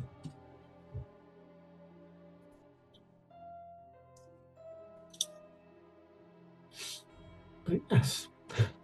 Are you all intending to walk to St. Bartholomew's Church, or are you trying to get some other form of transportation? There will have been an omnibus available to get at the time. You could, for those of you with more money, hire a carriage. Edmund is planning on walking. That is how he moves. Same with Nathaniel. How long is the walk, sorry? About an hour.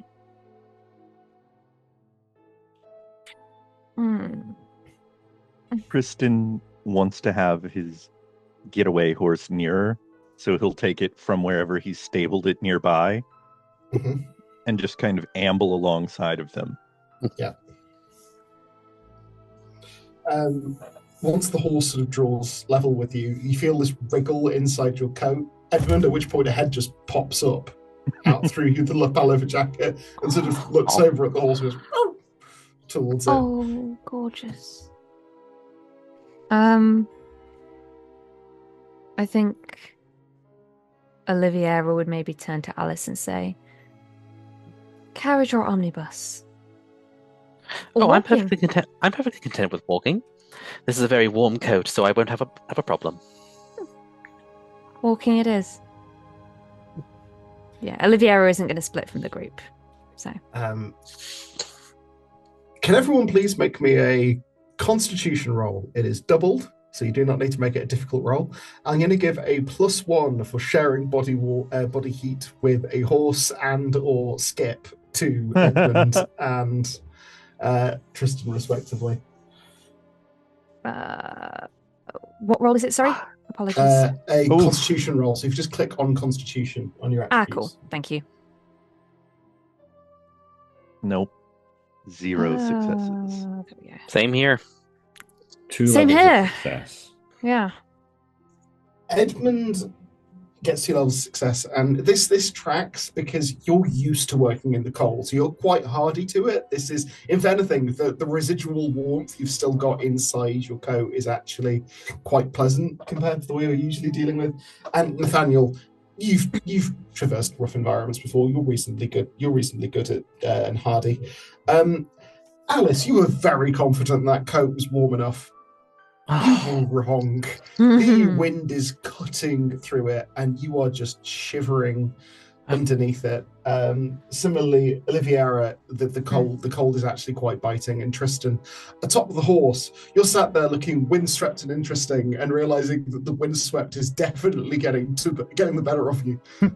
As you just sort of trying to like clamp your jaw shut, you can see the muscles working to stop the teeth from chattering, so you lose the appearance of being cool atop this horse. You noticed the jaw clench. No, I just in general, I rolled perception notice because that's what I do. Just to see if Nathaniel would pick up on that, because if he did, he would probably stop somewhere. It's probably stalls where you can get a mug of something warm along the way. There are stalls where you can buy sort of hot tea, hot beverages, even some, particularly as you get in towards the wealthier parts of the city, actually selling hot chocolate. It wouldn't be hot chocolate. I'm not wealthy, but just something I can buy for everyone. I would buy for everyone. Oh, civic-minded. I think I would also put forward that I wouldn't be paying. I'm a different breed of the Alice Attention Society. I'm of the proactive looking out for Alice attention This society. is still a delicate ingenue who doesn't know how to look after herself. Exactly. I completely understand. Exactly. And I would absolutely clock if she was showing signs of being cold. And in fact, I'm going to RP this. Forgive me, Miss Alice. And he would say this very, very quietly. I don't know how to say this without sounding indelicate, but Oh, don't worry about that. Be as indelicate as you feel is necessary. you look cold as a witch's tit. I mean, you do not look warm at all. Is there something I can do to help heat you? Do you want to borrow Skip for a bit or something in old him? Because he's a little hot potato right now. Oh, well... I know it's not the most dignified thing to do, but I'm just thinking if I can help you get a bit warmer, that might help your disposition. Oh, well, that's very thoughtful of you. As long as Skip has no objections. Skippy Dip will not mind at all. He thinks the world of you, young Miss Alice. Oh, well, that's...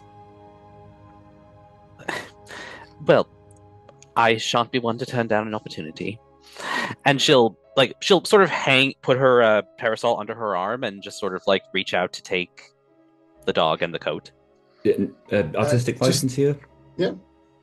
Skip will quite happily jump into your arms and quite happily like continue to be cuddled. Yep. Skip will settle into your arms. I do want to just make a roll if that's okay. Just because dogs know things. Oh my god, is Skip part of the Alice Watch Society as well? Yeah, as Skip sort of settles into your coat, you just look down at this dog who's looking up at you going like, I know what you are.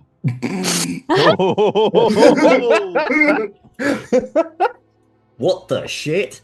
The dog's just staring at you going, I'm onto you, bitch. Yes, you have all clocked it. Alice is in fact a lesbian. Damn.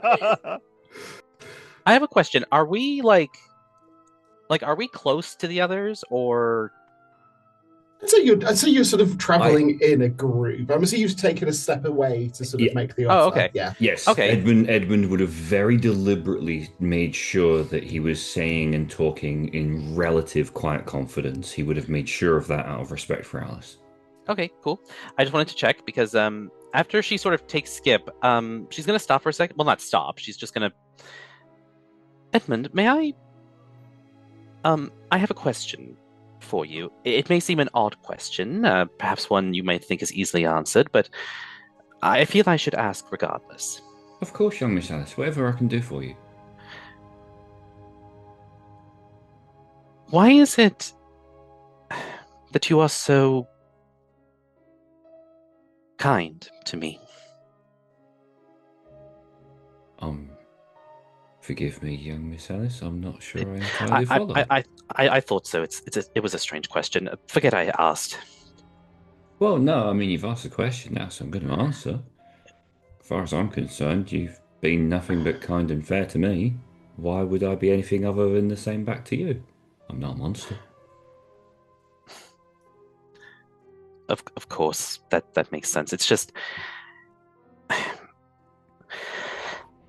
I am less naive than I may appear. In fact, at times I would go so far as to. If I've ever made you feel. No. I would never want you to think that of me. No, not at all. It's just. At times I would even go so far as to call myself cynical. There are many people, Edmund, who are kind to me. Well, but it is often with a catch. Well, that is fair loss, young Miss Alice. As far as I'm concerned, you ain't done nothing wrong to me. I think you're a very fine, sweet young lady, if you'll forgive the indignity of me saying that to you directly. But I think you're just wonderful. Nothing wrong with that. And until you prove me otherwise, I will continue to treat you like the societal flower that I think you are.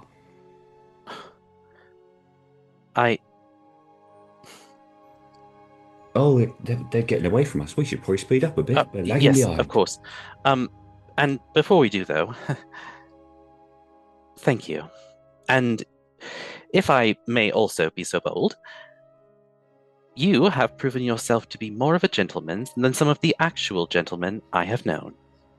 Well, I mean, I ain't no learned expert or anything, young Miss Alice, but I think in my experience, we start and we end in the dirt, so there ain't nothing different between nothing but people. That's all we are under it all, just people. That's all we can do. And in some cases, a delightful little dog. Indeed. At which point, Skip thank you. will actually continue continued staring at you throughout the entire exchange, and will just move his nose up and lick you once in the chin, and then drop back down. Oh, thank you, little one. This dog is a paid actor this session. He is earning his scraps. Damn right he is. He just buries himself down into the coat. I will say, you get to avoid this, but those of you who didn't succeed, that's Tristan and Oliviera, you're at a -1 until you are warm again.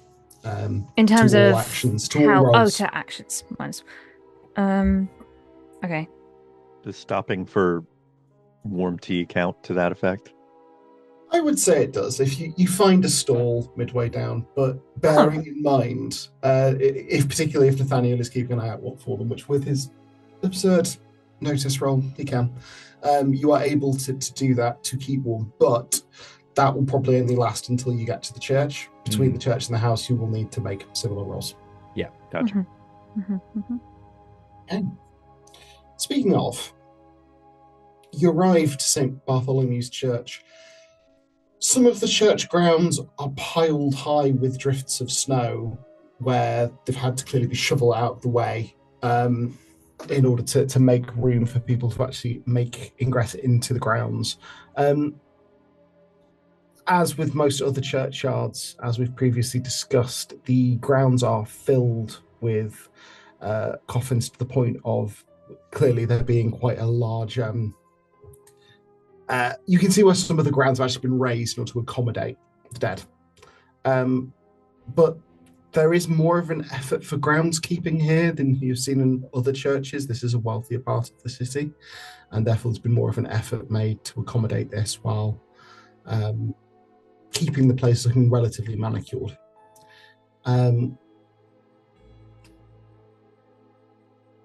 As you step towards the church, you can see that it doesn't appear to be any sort of sermon or anything going on at the moment, so you can make your way towards it.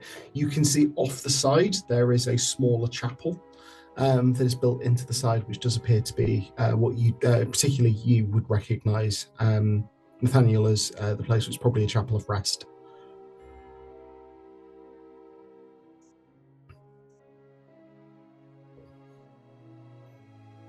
Are you looking to enter?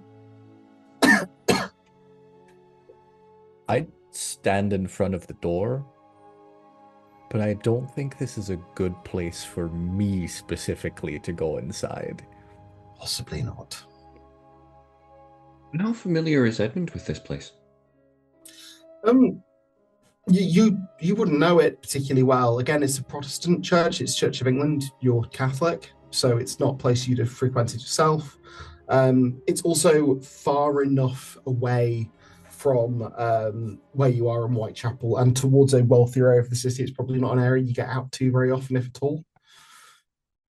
Sorry, can I do a notice roll on Nathaniel to spot that hesitation? I can sure. just explain it to you. It's, oh no, yeah, that too. This is a Protestant church. I am a Catholic. Okay, yeah. Deacon. She figured that might be why, but yeah. At the time, it would have been transparent that there was enough prejudice between the two, particularly towards Catholics within society, that it would have been enough to give anyone pause. Yeah. Fair enough.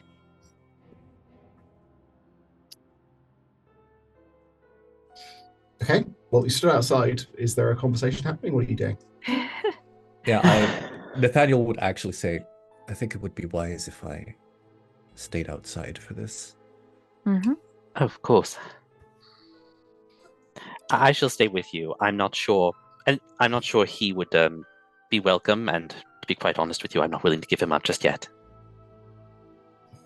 Of course. Well then, Edmund, Dr. Rice? Doesn't Yeah, I he don't spend most of his life in churches? Well, I don't know if... Well, he'd be familiar with the other one. This one is different. Pardon me. I was just Gesundheit. doubting that a lovely dog would be discriminated against for his faith, but... You would be surprised how many churches don't appreciate, or places of rest don't appreciate, goodness. young animals and little dogs and things coming into church. I've personally seen cats kicked out of church. Not so much because they keep away the rats out the graveyard, but dogs, yeah, they don't generally like dogs. It feels like they're lost, no? A house Well, of God you is know, so rarely a house of dog. I don't want to be. I see what you did there. That was clever. I don't want to be indelicate, but you know, with a lot of dogs, they carry fleas and all sorts of nasties, so they tend to not like the likes of them coming around churches. Anyway, yeah, I'm happy going in. I don't mind. Well then. Before you leave, Oliviera gives a quick, but not this one though, and kind of questions to you whether it's all right for her to give him a quick pat on the head. Just an affectionate little scritch. That is not my decision to make. That is up to Skip. Do I need to roll on this, GM? Do I need to roll to pet the dog? Make Roll me dog, a Lord. willpower. Make me a willpower influence roll. Okay. I'm appointed. I've Spend never wanted to drama succeed points. on a roll more. A willpower influence. I'm just going to mention Oh! to you as well. 4 levels of success on a 16. On 4 levels of success, as you go to reach towards Skip, he actually moves his head towards your hand and sort of pants and barks as you give him scritches. I scritched the little dog. Yes, you did. This Congratulations. is such We a now happy count moment for her. the Twitter account, Can You Pet the Dog? The answer is yes. Okay. Beautiful. Yeah, you are very much able to scritch the dog. And he responds very, very well to you. He licks your hand and yelps happily. Gorgeous, gorgeous boy. This is just me reacting as me. I think I would then also head inside. Mm-hmm. So Edmund, Tristan, and Olivia are going inside, leaving Alice and Nathaniel outside. So as you head in, it's largely empty at the moment. You can't see anyone as you immediately come in. As you head into the church, however, I take it you're not being particularly making an effort to be stealthy. A vicar comes out from a side door. Oh, excuse me, we weren't expecting anyone. Is everything quite all right? There is no sermon until this evening.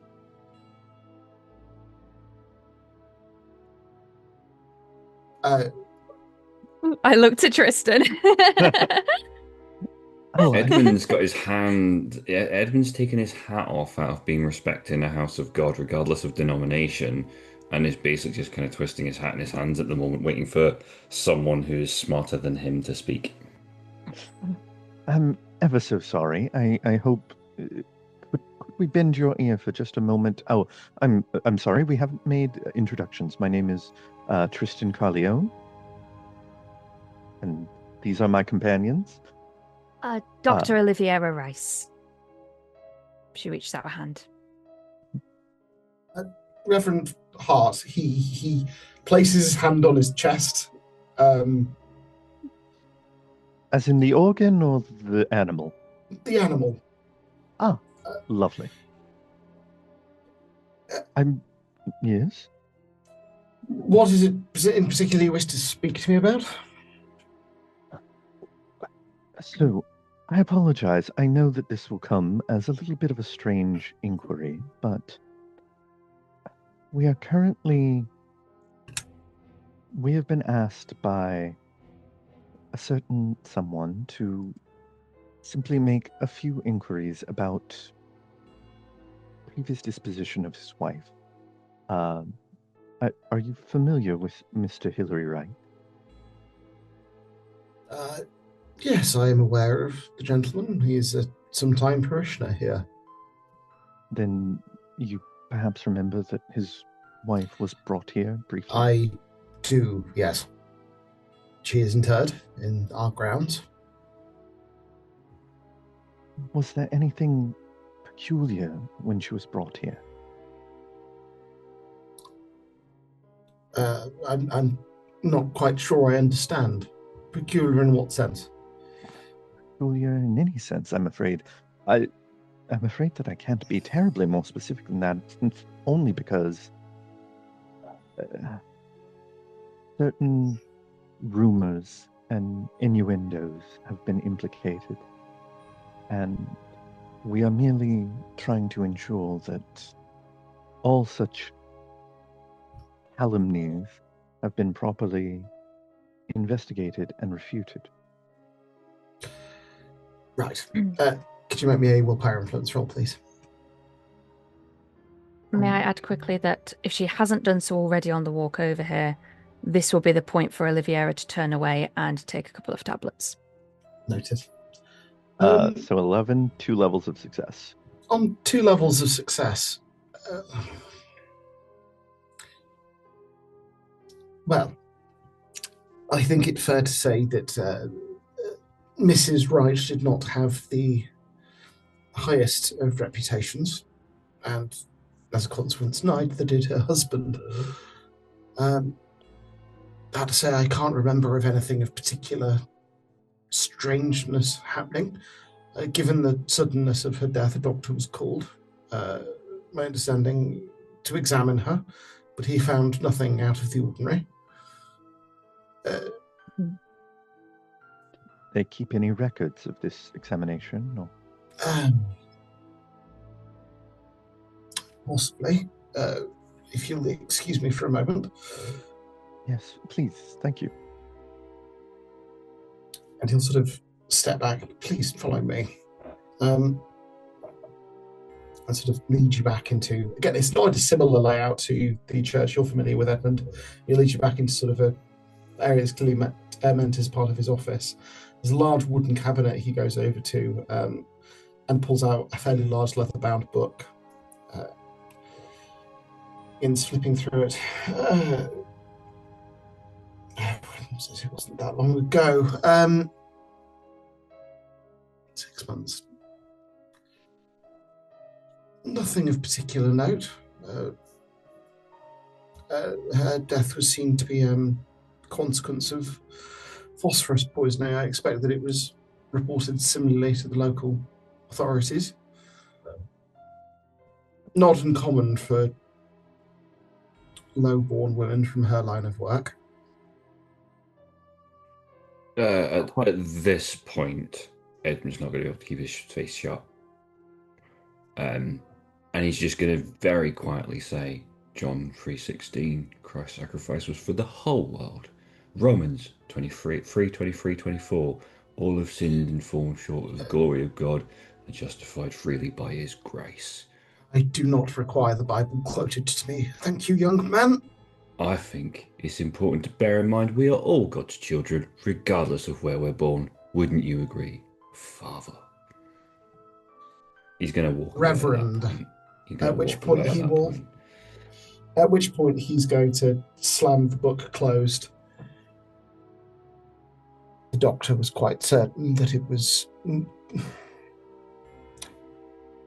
as was more widely reported, phosphorus poisoning. Her death was recorded. I don't know what else I can be of help with. Please feel free to excuse yourselves. Which doctor?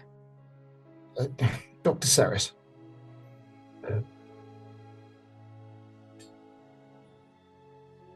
And with that, I do believe we shall take our leave. Good day. Actually, one small question.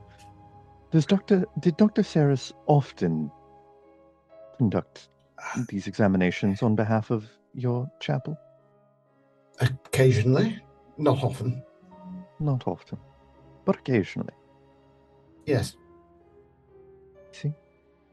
I Well, then. don't see what business it is of yours. Please take your rude companion and leave. Before we go, if I may. You may not. Please leave. Oh, no, sorry. I shouldn't have continued the accent. This is me to GM. Okay, before we go, if I may. Sorry, I just slipped in. Sorry. Thank you, though. Oliviera would like to note if there are any bells anywhere in what we're assuming is an office or vestry of some kind. Was that correct? Bells? Indicating safety coffins. Oh, no, there's nothing that would indicate safety coffins. To be fair, those would be attached outside, so you'd have seen them outside on the gravestones. Oh, okay, did she spot anything on the outside or any No, kind of you didn't. mechanism? They're attached to the gravestone, effectively, and you didn't spot any like that, no. Fair enough. Okay. Can we take our leave?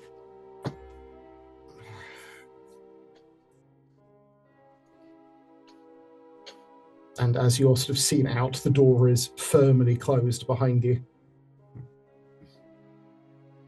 Good heavens, that was a bit of a slam, wasn't it? What is it with people slamming doors today? Honest to God. That name.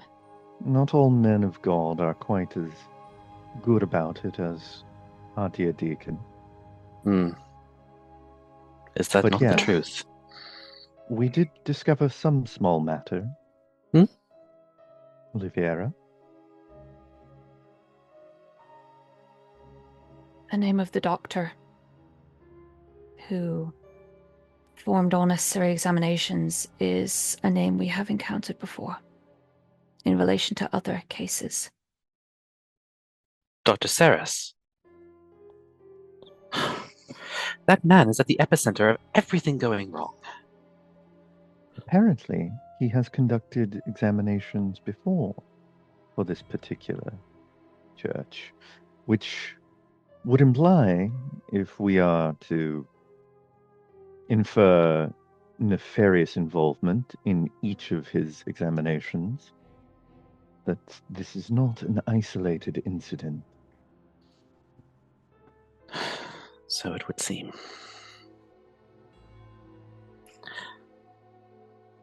Well, what's next?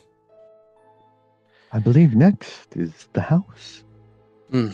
Well, if the house is next, and Dr. Saras is involved, we'd better prepare. I don't think are all of you ready? I have everything that I need. As do I.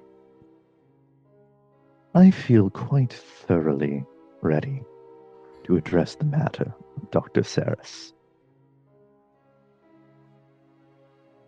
In which case, as you head through the snow towards the former home of Mr. Hilary Wright, that's where we'll call an end to episode 7 of Lanterns of London. We will catch you all next week. Good night. Good night. Good night, all. Good night.